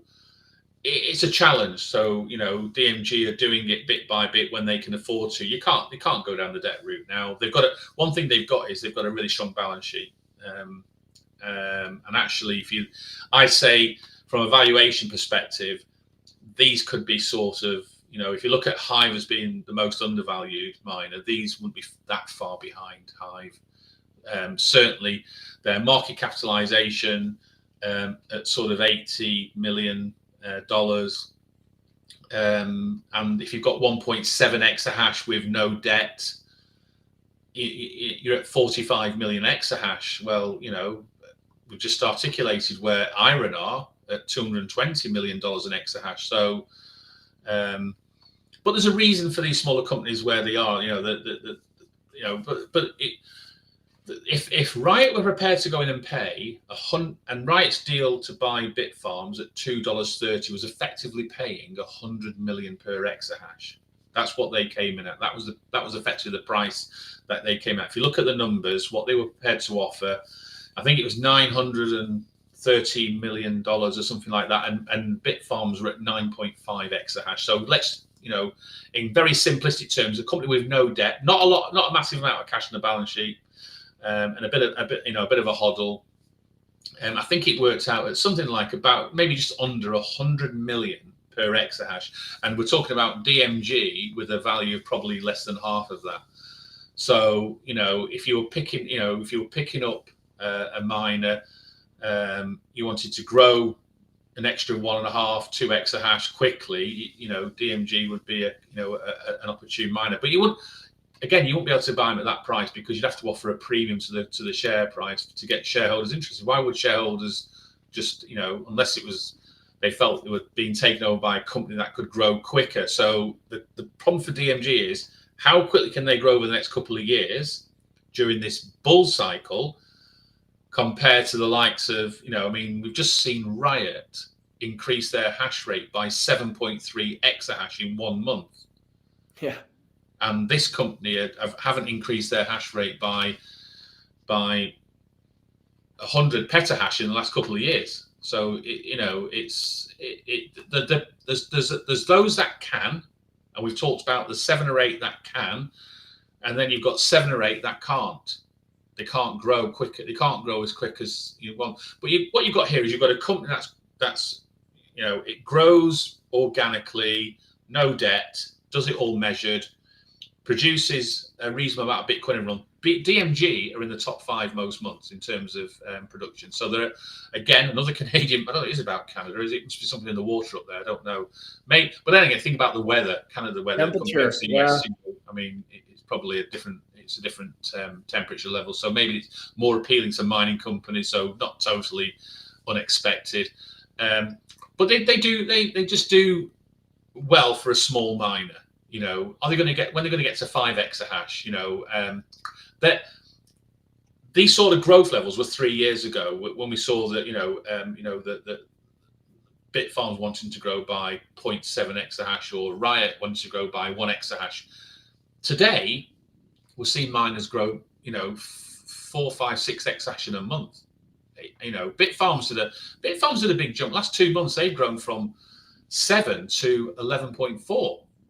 Yeah, that's like the size of Hive in 2 months. This well, is the big. perfect segue, Anthony, talking about Bitfarms and growth and acquisition. Good question from Jane Smith. Any thoughts on Bitfarms actually turning from an acquisition target to an M&A candidate themselves? Now, I pulled a few graphics. Again, not a ton of information out from SATO Technologies. They just provided the update from their shareholder meeting, so they reaffirmed or voted in leadership. This one, we've got up 18% here just in the last 5 days. So there's been some very volatile trading on SATO Technologies. I'm not sure if you watch it closely, Anthony, or not, but they've had days up 30, 15, 18%. So this was a snapshot. And then if you look at the past 5 days overall, you're looking at a 60% move. So the 18% was just a single day there. This is another one that when we had Freedom on, he said, hey, based on the market cap, the size of this company, he could see an aggressive move to the upside. And you got to think at some point after all these HPC companies eat up the CoreWeave deals and the IRENs and Wolf and all the rest of them, they're going to work their way down to some of these smaller players, hey? Yeah, it might be. I mean, again, look at the market capitalizations. You've got 23 million. I'm just trying to see. Oh, that's 23 million in Canadian. So in what's that in US? About $12? I don't know. Don't be laughing at the Canadian dollar, Anthony. Yeah, it's so. But I'm saying, so is it 30? 30%?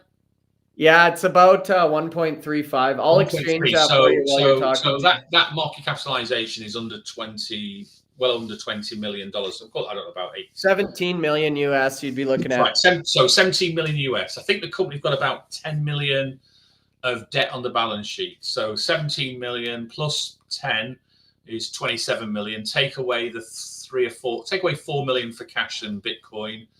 That takes down to 24 million. So enterprise value of about 24 million. Call it 24. Let's be on the safe side. For half an exahash. So for 1 exahash, you're looking at $48 million per exahash. Again, IREN at 220, CleanSpark and Marathon all heading towards certainly at $200 and $200 million an exahash. So that seems quite cheap. And actually, if you look at that floor price that Riot prepared to pay for Bitfarms, use that $100 million in your head, because that's what a company's prepared to pay now for a miner. SATO in 2024 actually are sandwiched between Bitfarms and Hive in terms of operational performance. So they're actually number 2 in the year-to-date charts.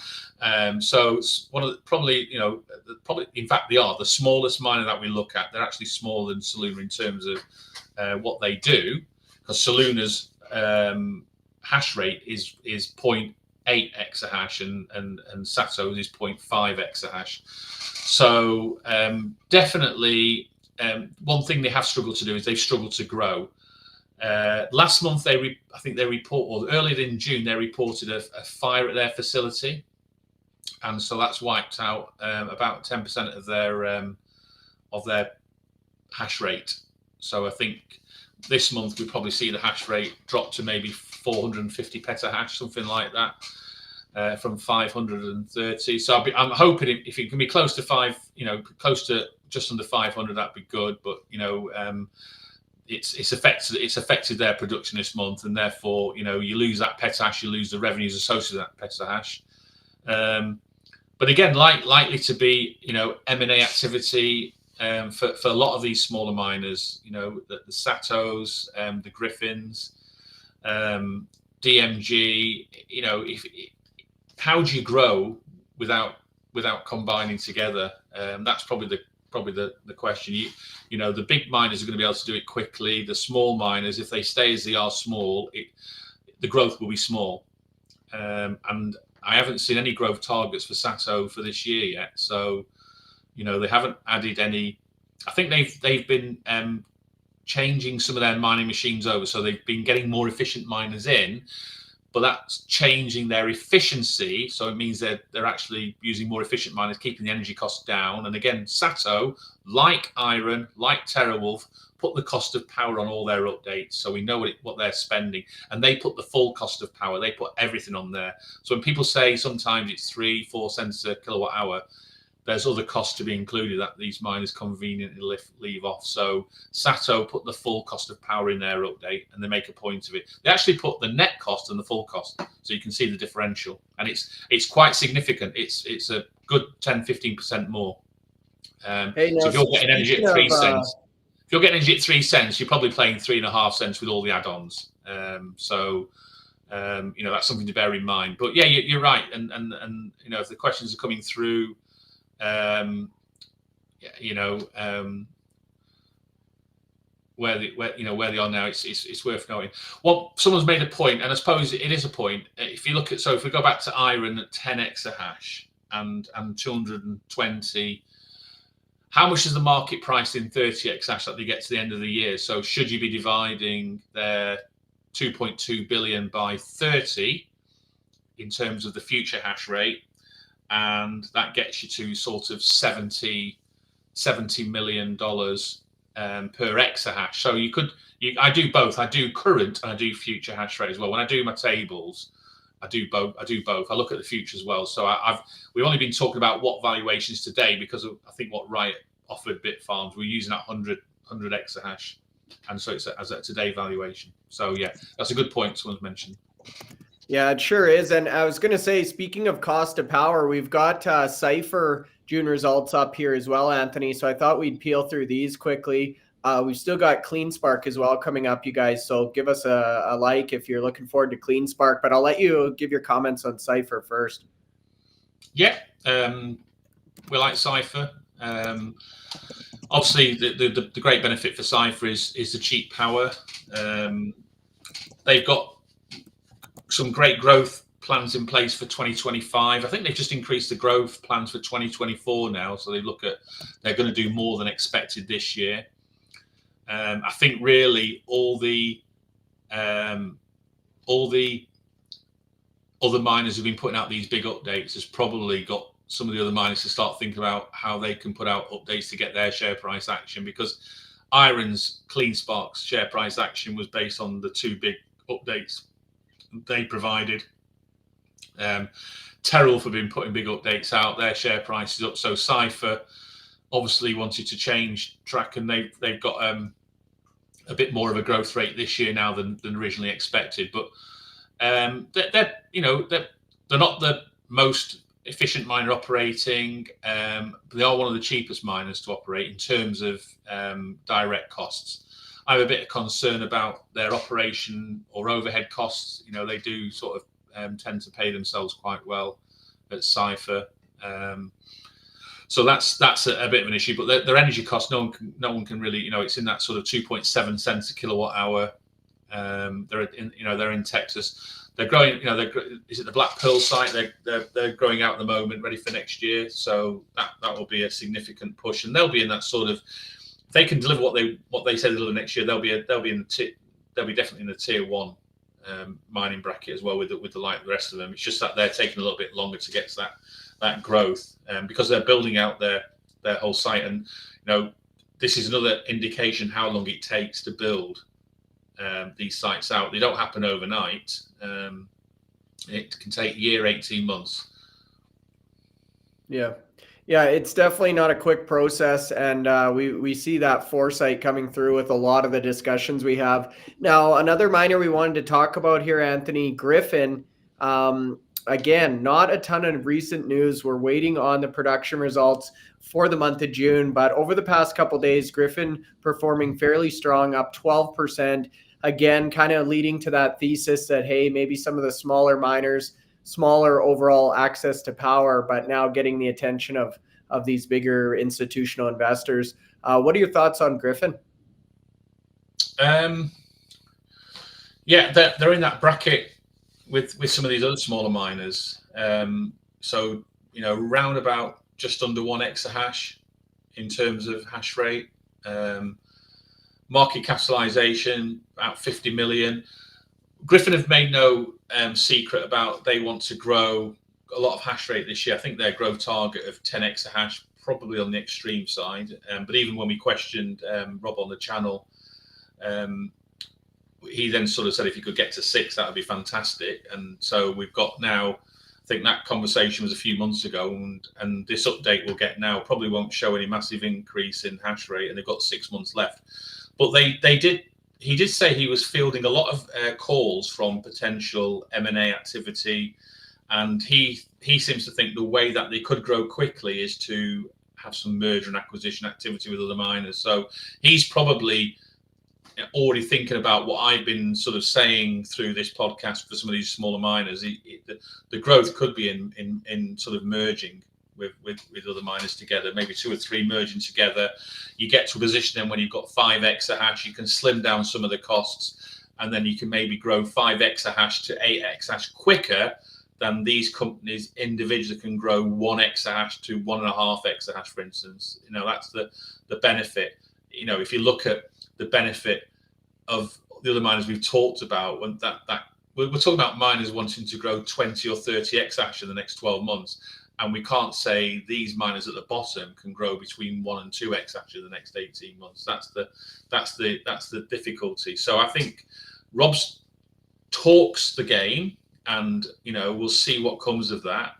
It wouldn't surprise me if there is some M&A activity. He's also looking at some of the non-public miners who maybe can't continue in the space, don't have access to capital, and therefore there might be some assets out there that can be purchased really cheaply. Rob was the CFO at Riot Platforms, so he's got a finance background. He was in the precious metals markets prior to that, so he's got a lot of experience in terms of this business, and he's got the company where it is today. So there's 3 in the team. I don't know who's making the cups of tea or whatever, but there's only three of them there, and it's a simple model that they're all their fleets hosted. It's all managed by other people, and they're getting a margin and everything. So it's a quite simple model.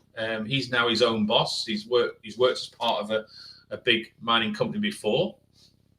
So he was CFO there, I think, probably just before Jason took over as CEO. Certainly when Ben Yee was chairman, Ben Yee was at the company when Rob was there. So not massively long ago, maybe 3 or 4 years ago. So he had just over a year with Riot.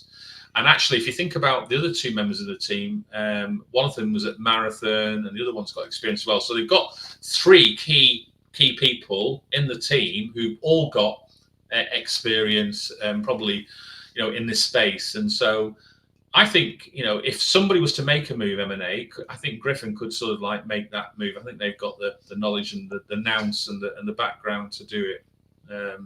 But we need to see. We just have to wait for the updates.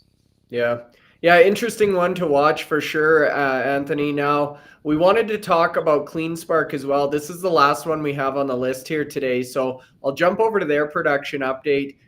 They came out with fairly strong numbers, I'd say 445 Bitcoin in the month of June. I gave a number of updates here in terms of fleet efficiency and their hash rate target, which was 20 for mid-year, and they were able to exceed that. So interested to get your thoughts on this one now, Anthony. Yeah, I mean, it was great for them to achieve that 20 exahash, and they've got a target to get to 50 exahash next year. I think it's 32 by the end of the year. So 20 is that's the first hurdle they've got to, and so they've grown. I mean, they reached 16 back in February, so the last 4 months they've effectively seen that that grow into a, effectively an average of an exahash in a month there. So reaching 20 in time, they were the first ones to do it. We saw Bitfarms just fall a bit short, but we'll get to that target in July. And then we've seen Riot today go past their target in terms of getting machines installed, not necessarily all working. So hash rate over 20. That month-end efficiency of 22.31 is the lowest of all the mining companies. Nobody's got anything like that low. I think the next after that, you're in the 24s. So that's great for CleanSpark. And bear in mind, when you think that they've grown 10 exahash since December with new miners in, that efficiency was only going in one direction anyway. So they've been replaced, they've been filling out these new sites. And they've got a lot more sites. They've been sort of acquiring small sites of about 10, 15 megawatt sites, and lots of them. I think they bought 5 sites totaling 60 megawatts recently. That was the issue for CleanSpark, but it can't stop here. They've got to get to 32 by the end of the year. This deal they've announced with Grid has now got a bit of a cloud over it in terms of people now questioning whether it gave the shareholders the opportunity. I don't know what the insider ownership of Grid is. I actually do know. I've actually met Harry, who's one of the senior team there at Grid back in May when I went to a conference in Bedford, the Peter McCormack What Bitcoin Did conference, and he was there. I had to have a long chat with him about Grid then, and so he was part of that negotiation with the CEO, and it seemed to be agreed that the rumors came out the week before, and the share price, went over $2.50. I think it was at 50 cents a share when the rumors started circling. I didn't buy any of the shares, but the share price went to like $2.50, and it was found out that they'd already agreed the price and everything, and then the share price just dropped then to like just over $1 a share. So that's the gamble people take. But then it came out, I think, was it yesterday or on Monday, that there's some issue now that's been looked into with regards to the deal, and maybe the shareholders didn't have a or feel they've been undervalued. The Grid shareholders have been undervalued. So CleanSpark agreed to pay the enterprise value of 155 million. And bear in mind, when they pay an enterprise value, it means the shareholders aren't getting that, because if some of it's debt, CleanSpark will clear the debt, and then the balance goes to the shareholders. So that's probably one of the issues there. And I said to you before, enterprise value is a better metric to use than market capitalization, because it highlights if the company's got large cash deposits or it's got large debt. When you buy a company, if you buy a company for $100 and it's got $20 of debt, you've got to service that debt. So effectively, you're going to be paying $120 for that company, because you're paying $100 to buy it, and then you're going to have to clear the debt of the $20. But if it's got $30 in the cash register when you buy the company, and still got $20 of debt, that means you're only paying effectively $90 for the company, because you've got $30 in cash that you can pay the debt with 20, still got 10. So 10 comes off your $100 payment. You only pay 90, and that's what CleanSpark have done here. They said, we're going to give you the enterprise value of 155 million. And it gives them access to a significant amount of power. So the power side of it probably gets them to where they need to get to for their growth strategy for the next. So I think I heard it was 400 million. They haven't got facilities of 400 million, but I think they're buying the opportunity to get to utilize 400 megawatts of power, and they'll have to build some of those facilities. I think Grid operate, I'm not sure if it's 50 or 60 megawatts at the moment. So they'll take over those facilities. That will give them a few more exahash to jump there, and then they'll be able to utilize the rest of the power in the same way that Corsicana and Childers are building out their sites with the power. I would imagine CleanSpark can then focus on getting those facilities up and running to deliver that extra hash rate they need, and they need 12 more. So they've just gone up by 2 exahash last month. They need to grow 2 exahash every month now for the rest of the year to get to 32. 6 months, 12 exahash. Simple maths. Yeah, it's going to be really interesting, Anthony, for the players. I think they'll do it. I think they'll do it. I think they have to do it. I think you can't keep promising hash rates are not delivering. I think that's why the half-yearly ones are really important targets. This is the first thing the market's looking at now. So, but yeah, sorry. No, all good. I was going to say it's interesting if these companies are able to stick to those plans, hit those targets, and now there's just such a select small group of these pure play miners. If we do see that big jump in Bitcoin, you can imagine the amount of money that's going to want to flood back into the pure play miners, and there just aren't a lot of them to choose from anymore. So it will be really interesting to see which strategy here proves out, the HPC diversified strategy or the pure play Bitcoin. I would say at this point, probably the pure play is the more speculative or higher risk, higher reward of the two, in my personal opinion. So Anthony, that basically concludes the deck. We've went through all 16 miners, you guys. Still have over 100 people in the live stream, Anthony. So I'll kick it back to you for any closing thoughts.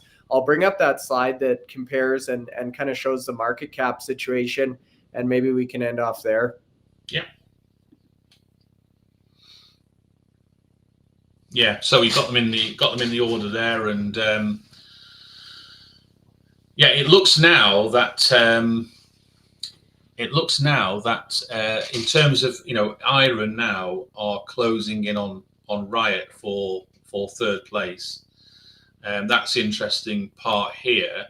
Now, I've seen some of the questions, why aren't Riot, and some of these are on X earlier on. You know, Riot are not getting any recognition today for the 7 exahash they've grown since the last update, and maybe the market want to see those miners switched on, so they're operating at 20 exahash rather than just saying they're operating at an average of about 11.4. So I think if Jason and the team can get the higher operational hash rate, and bear in mind they are curtailing, so let the operational hash rate plus the equivalency hash rate for getting all the power credits, if that can come to somewhere like 20 exahash in July, I think we'll start seeing the credibility from the markets, right, getting some credit for what they're doing there. Some people will argue it's a bit of smoke and mirrors this month here, but I still say, you know, they increased their average operational hash rate from 8.8 to over 11. And so that's like a 3 exahash increase. Plus they got 6.2 million in credits, which is another 100 Bitcoin, which we know is about 4 exahash. If it was Bitfarms mining 100 Bitcoin, it'd take them 4 exahash to mine that. So add the 4 to the 11.4, you're into 15.5 exahash. And that's only going to go up. That's only going to increase. So, you know, I'm expecting another big jump. I'd like to see another, you know, 4 or 5 exahash energized, delivering Bitcoin in July than there was in June, to sort of like to give them more credibility. I do think they'll get to the target by the end of the year, because that facility, the way they're learning from delivering those first two. So now you're looking at 200 megawatts of facilities are actually operational at the site there at Corsicana. 200 megawatts are operational, and they only energized the site in April. So, you know, when buildings, when the third and fourth buildings go on, they're all 100 megawatt buildings. So in Corsicana, it's going to be 10 of these 100 megawatt buildings when they finish the total site. So for the first part of for this year, they have to get to 400 megawatts. They're already halfway there, and these last 2 buildings are going to be higher in terms of hash rate, because they'll be putting the most efficient miners in these 2 buildings. So in terms of using more efficient miners, using less energy and less space, because that's another benefit of having more efficient mining. If your miner can deliver twice the power for half the price, it's like you're using less space, so you can put like more miners into a building. So I think because they bought different levels of miners for Corsicana, they bought some M56s, and they've got some M66s, M66Ss. These are all different. Like, these are like buying the S19 XPs versus the T21 versus the S21. So all these operate at different efficiency and different power levels. Gotcha. So as we build more facility at Corsicana, you're getting more hash rate. So they've achieved 7.3 for the first 2 buildings, but overall in Corsicana they're going to achieve over 16 exahash for that first 400 megawatts. So already the second 2 buildings will be well over, probably closer to 9 in terms of delivering 9 exahash, whereas the first 2 buildings delivering 7.3. So that just explains the change in hash rate there. But and Anthony, another question for you on Riot. So so direct your guys' attention about halfway down that first table on the left in the June column. We see the 3.6 exahash per second in terms of deployed hash rate for the month of June for Corsicana. Now, Anthony, what are you hoping or expecting that number to be in the month of July? So under deployed for Corsicana 3.6. Yeah. Yeah. So if you go above that, they've actually deployed 7.3. So those first 2 buildings now, we know that the first 100 megawatts was 3.7 and the second 100 megawatts was 3.6. So the first 2 buildings are or have got the miners in place now. They've all been deployed in there. So once that, and bear in mind, if they started putting the second building in during the month of June, you're never going to get the full hash rate for the month anyway. So, you know, you've got to look at May in terms of what they had delivered and what they were operating at. So in May, they were only operating average at 1.4. It grew to 3.6 in June. So they added an average of 2.2 exahash just in a month. I want to see that again I want to see at least 2.2. So 5.8 is what we'd want to see in 5.8 in terms of operating hash rate for Corsicana in July. You want to see, well, I mean, you want to, it all depends on curtailment. So yeah, if you're not curtailing, you want to see 22 exahash working. You want to see everything working. But if they're switching off machines to get those levels of credits, and believe you me, the July and the August, last August, it was 31 million. No miner earned 31 million in terms of mining in any month last year, not even Marathon, even on its good months. So you know, Riot use that strategy to really benefit themselves, you know, compared to their peers. And they did 72 million over the whole year. So 31 million in August was nearly half their full amount for the year. So July and August, I expect July they'll probably get close to 10 million power credits. I was thinking it'd be 10 million power credits, and in August, well, your number is as good as mine, but they did 31 last year, so it could be anything 20 or 40. I don't know. It could be a massive amount, but it's only Rockdale where they're going to get the credits from. It's not at Corsicana. Corsicana they might be part of it might be part of the 4CP program there, but they're not part of the PPA. They can't sell the power back to the grid because it's not, they're on market rates. So the market rate in the next hour in Corsicana could be 1.5 cents a kilowatt hour, and they'll be saying, let's get the machines all up and running, everything's on, 1.5 cents, cheap as chips, let's get it all going. And then in 3 hours time, it could be 5.7 cents let's switch off, right, everything's down tools, switch off. So 30 seconds later, the whole site stops from a mining perspective. 2 hours back on again now, it's, you know, and they can do that with these sites. You know, that's you know, Jason said to us, there will be times in Corsicana, even though the power rate is generally higher than Rockdale because they haven't got a PPA there, there'll be times there where they'll be able to benefit from negative pricing. So you get paid to switch on. So he said, we think our blended price for the year is going to be 3.5 cents. And if you look at the bottom line there, it says all in power cost, all in, that means everything. Total at the moment is 2.6. So he's being pessimistic. He thinks he thinks 3.5 for the whole year, but he says, you know what, I think we'll deliver better than that. So that's lower than Cipher in terms of energy. And I just hope their quarterlies and full year report reflects that. Because last year when I looked at the numbers, in most of the quarters, Riot were the cheapest miner for mining Bitcoin. Because the energy price was just ridiculously low. I think in one quarter last year, they were mining Bitcoin at about $1,900 to mine a Bitcoin. It was just ridiculous. It was like 80% margins.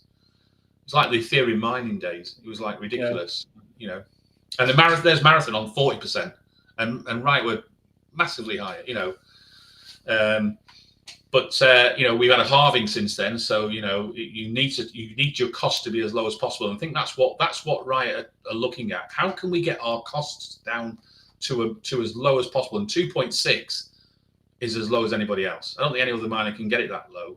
I think that's as low. You know, I think that's consistently that low. It would take, you know, some of these miners, Marathon were paying 6.6 cents a kilowatt hour because they pay a hosting fee. I think Bit Digital at 6.7. So there were, you know, 2.6 is brilliant. Yeah, another really bullish metric or indicator for Riot. But I think, as you say, Anthony, the market is really saying, okay, Riot, prove it to us now at this point. So that's a great summary here today, Anthony. We had one question, not Bitcoin related, but asking about the England round 16 of Euro Cup there. I don't know if you want to give your thoughts on that, and we can wrap it up. Good result. We scored with about a minute to go to equalise. Like we were going to get beat, and then I think within about a minute of this extra time, Harry Kane, our centre forward, scored again. So we won 2-1. I mean, let's be honest. There's been better teams playing in the Euros than England. England were the favourites before the tournament started. Not from my perspective, just from the fact that all these top analysts looked at the quality of the England players individually and said, you know what, no team's got that many stars in the team, you know. But some of these smaller countries, like the Slovenias, the Slovakias, you know, countries with populations of about 3 or 4 million people, have done amazingly well. And this goes down to any team events where it's not individual. England, you know, player versus player, have definitely got probably the best squad, you know, and that can be articulating the fact that the Premier League is the best league in the world to play football in. So all the top players in the world want to play in the Premier League because it's the best, it's the hardest league. You've got the best teams in there. If you were to rank the top 20 football teams in the world, 7 or 8 would be from the Premier League in that league there, from around the world. So you'd have your Man City, your Man United, your Liverpool, your Chelsea. These are teams that are supported not just in the UK, they're supported right around the world. But England's performance with all these fantastic players hasn't been as good as the expectation. So let me put the analogy out there. England are playing football like Marathon Digital and mining Bitcoin at the moment. Not very well. Yeah, and that's a very fitting analogy. That probably explains it. Now the thing is, we know that Marathon on their day can really improve, and England on their day can only get better. So just remember the old song, things can only get better. There you go. We look forward to hearing you sing that soon here, Anthony. We're working on a couple fun things for you guys behind the scenes. We've got Bitcoin Nashville coming up in just over 3 weeks. A lot going on here in terms of miner updates. And now that the year is halfway done, going to start to see some of these Q2 reports as well. So we're currently scheduling CEO interviews for the next few weeks. We actually have Hive on next Monday, the 8th, Anthony. So that'll be great. And a few special guests lined up for this month as well. So a lot going on here, you guys. Make sure you check out the website as well. We've done a number of key updates on the website, including maps now that allow you to go in and actually see where these miners operate in terms of their location. So I'll bring this up on the screen quickly, Anthony. Not only do you get access to all the metrics historically for the past 2 years, but there's actually now an operational locations tab where you can see what each of these miners is doing, how many megawatts is dedicated in each location. And we've added in some megawatts under management and additional metrics to kind of, I guess, keep up with the times here as well. So a great podcast today, Anthony. Thank you so much for your time. Really appreciate all the insight you've shared, and I'll pass it back to you for any last thoughts. Yeah, I mean, this has been a 3 hours and 20 minutes. I mean, if Leonardo DiCaprio was doing this podcast, he'd have had to change his girlfriend by the time the podcast finished because she'd be too old for him. I mean, this is Where'd you get that joke, Anthony? Thanks, Ricky. Exactly. But no, it's been a great great podcast. Thanks for all the questions. Put in the comments if there's a guest from SpaceX or from Spaces that you enjoy on the what's previously known as Twitter that you think we should have on the podcast. We've had Sebastian a couple of times. We've had Freedom by 40. We've had DR on the podcast. Who else do you think in the space you want to hear from as well? Because we it's nice to have to mix it up with different people on there. Not just we've only done about 35 minor CEOs this year so far, and probably another 60 by the end of the year. So just to give you an indication, we're probably aiming for about 90 this year. I don't think any other channel of any other channel on YouTube or anything else does that amount of, especially the mining space, does that amount of output or content. And these are your questions. We will take your questions and ask these CEOs your questions. And yeah, we'll put a few of our own. I mean, of course, I've done enough interviews now that I'll put a few questions. But Bryce will confirm. We go through and we ask. We always ask on these podcasts when I put things out on X or in the Telegram groups or the Discord channels. We've got a CEO coming on in the next few days. Put your questions in.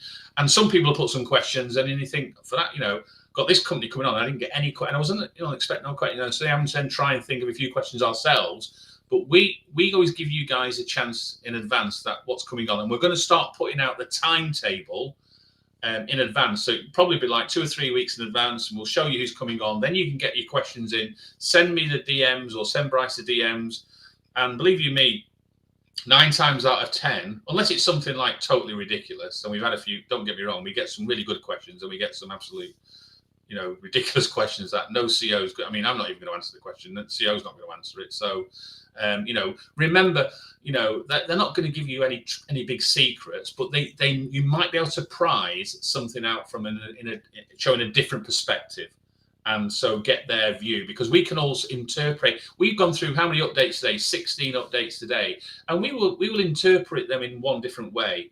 But it's nice to get the C-suite directors on the podcast to give us their real interpretation of what we should be looking at, and that's the benefit that you get. You get that understanding from what they're going through, what they're doing on a daily basis in terms of making decisions. So these guys work really hard. I mean, I have calls with all these CEOs, not just 1 or 2 of them, with all of them, because we're doing a lot of content out there. So I need to make sure that our data's up to date and we're on top of everything like that. So we'll have calls with Jason regularly and Dan, and not just podcast calls, but we'll have calls booked in. And so we're always making sure that we're trying to be current, or and we're trying to be accurate, but there's one thing we're not going to get anything not public out of them. That they have really strenuous communications policies that they have to abide by. The SEC would be all over any miner director who came onto any social media platform and started to sort of like say things that would potentially, In terms of other opinions here, Anthony, we're getting a number of people saying Penny Ether, which would be a great one, I think. Penny would be good. Penny, actually, me and Penny had I wasn't too bothered. Penny had a little spat at me about 3 or 4 months ago. But to be honest, we've been on a few spaces. Me and Penny were on a spaces meeting yesterday for an hour with Mike Alford. Just the 3 of us were talking to an audience of about 700 or 800 people. And I think me and Penny are more aligned than people think. Penny's he's whereas most people in this space, most people on this call today are on here because they're positive about Bitcoin mining. And Penny's more pessimistic about Bitcoin mining, super positive now on HPC. So every other word coming out of Penny's mouth now is about HPC. He's not interested in the mining space really, because he knows that it's not, from his perspective, he can see the numbers. And I've just articulated already, you'll see a sea of red. When the Q2 numbers come out from August the 5th to August the 31st, you'll see 13, 14, 15 miner releasing their results for that quarter. And I will tell you now, hand on heart, they'll be red. All of them. Even the ones that don't hodl, even the likes of IREN and all that, they'll all be red, because there's no way. Now that doesn't mean they're not viable, because red numbers will include a lot of costs that are non-cash. So when you start taking off depreciation, taking off your stock compensation, taking off losses in asset value, other types of instruments that you can have gains or losses on, that impacts the net income line just as much as a real cost, i.e. a cash cost. Now, what we look at is free cash flow. So we look at the revenues that come in cash, so the Bitcoin value in cash, and the costs that you're physically paying out. So you have to pay your staff, you have to pay your energy costs, you have to pay your legal and professional fees. Outside of those, and if you've got a loan, you pay the interest costs as well. So outside of those, there's not a lot more of, and traveling costs, and some of these companies go to conferences and they'll sponsor the conference, blah blah blah. So there's other bits that, marketing costs. Those are real costs. Those are costs that the company, those overhead costs, the company has total control over them.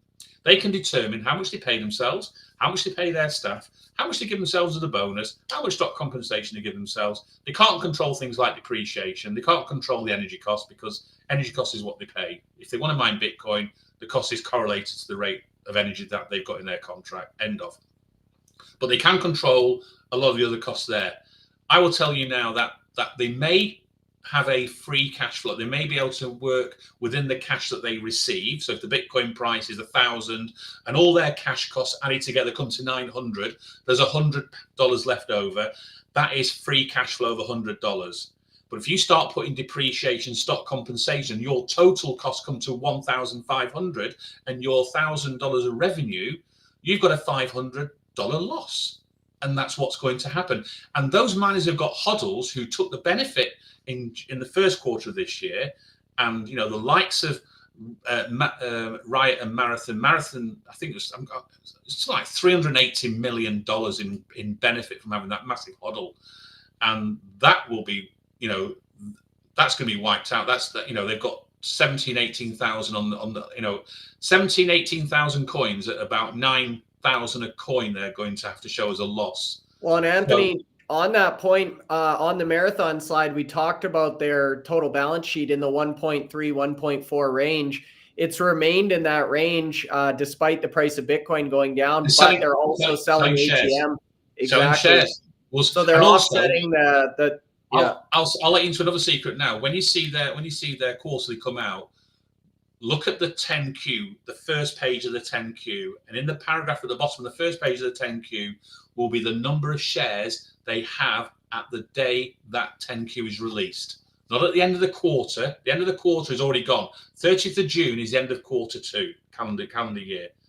But in their on the front page of the 10Q, they will have the number of shares. If their results come out on the 15th of August, in their 10Q, which will be dated the 15th of August, will be the number of shares on that day they have outstanding.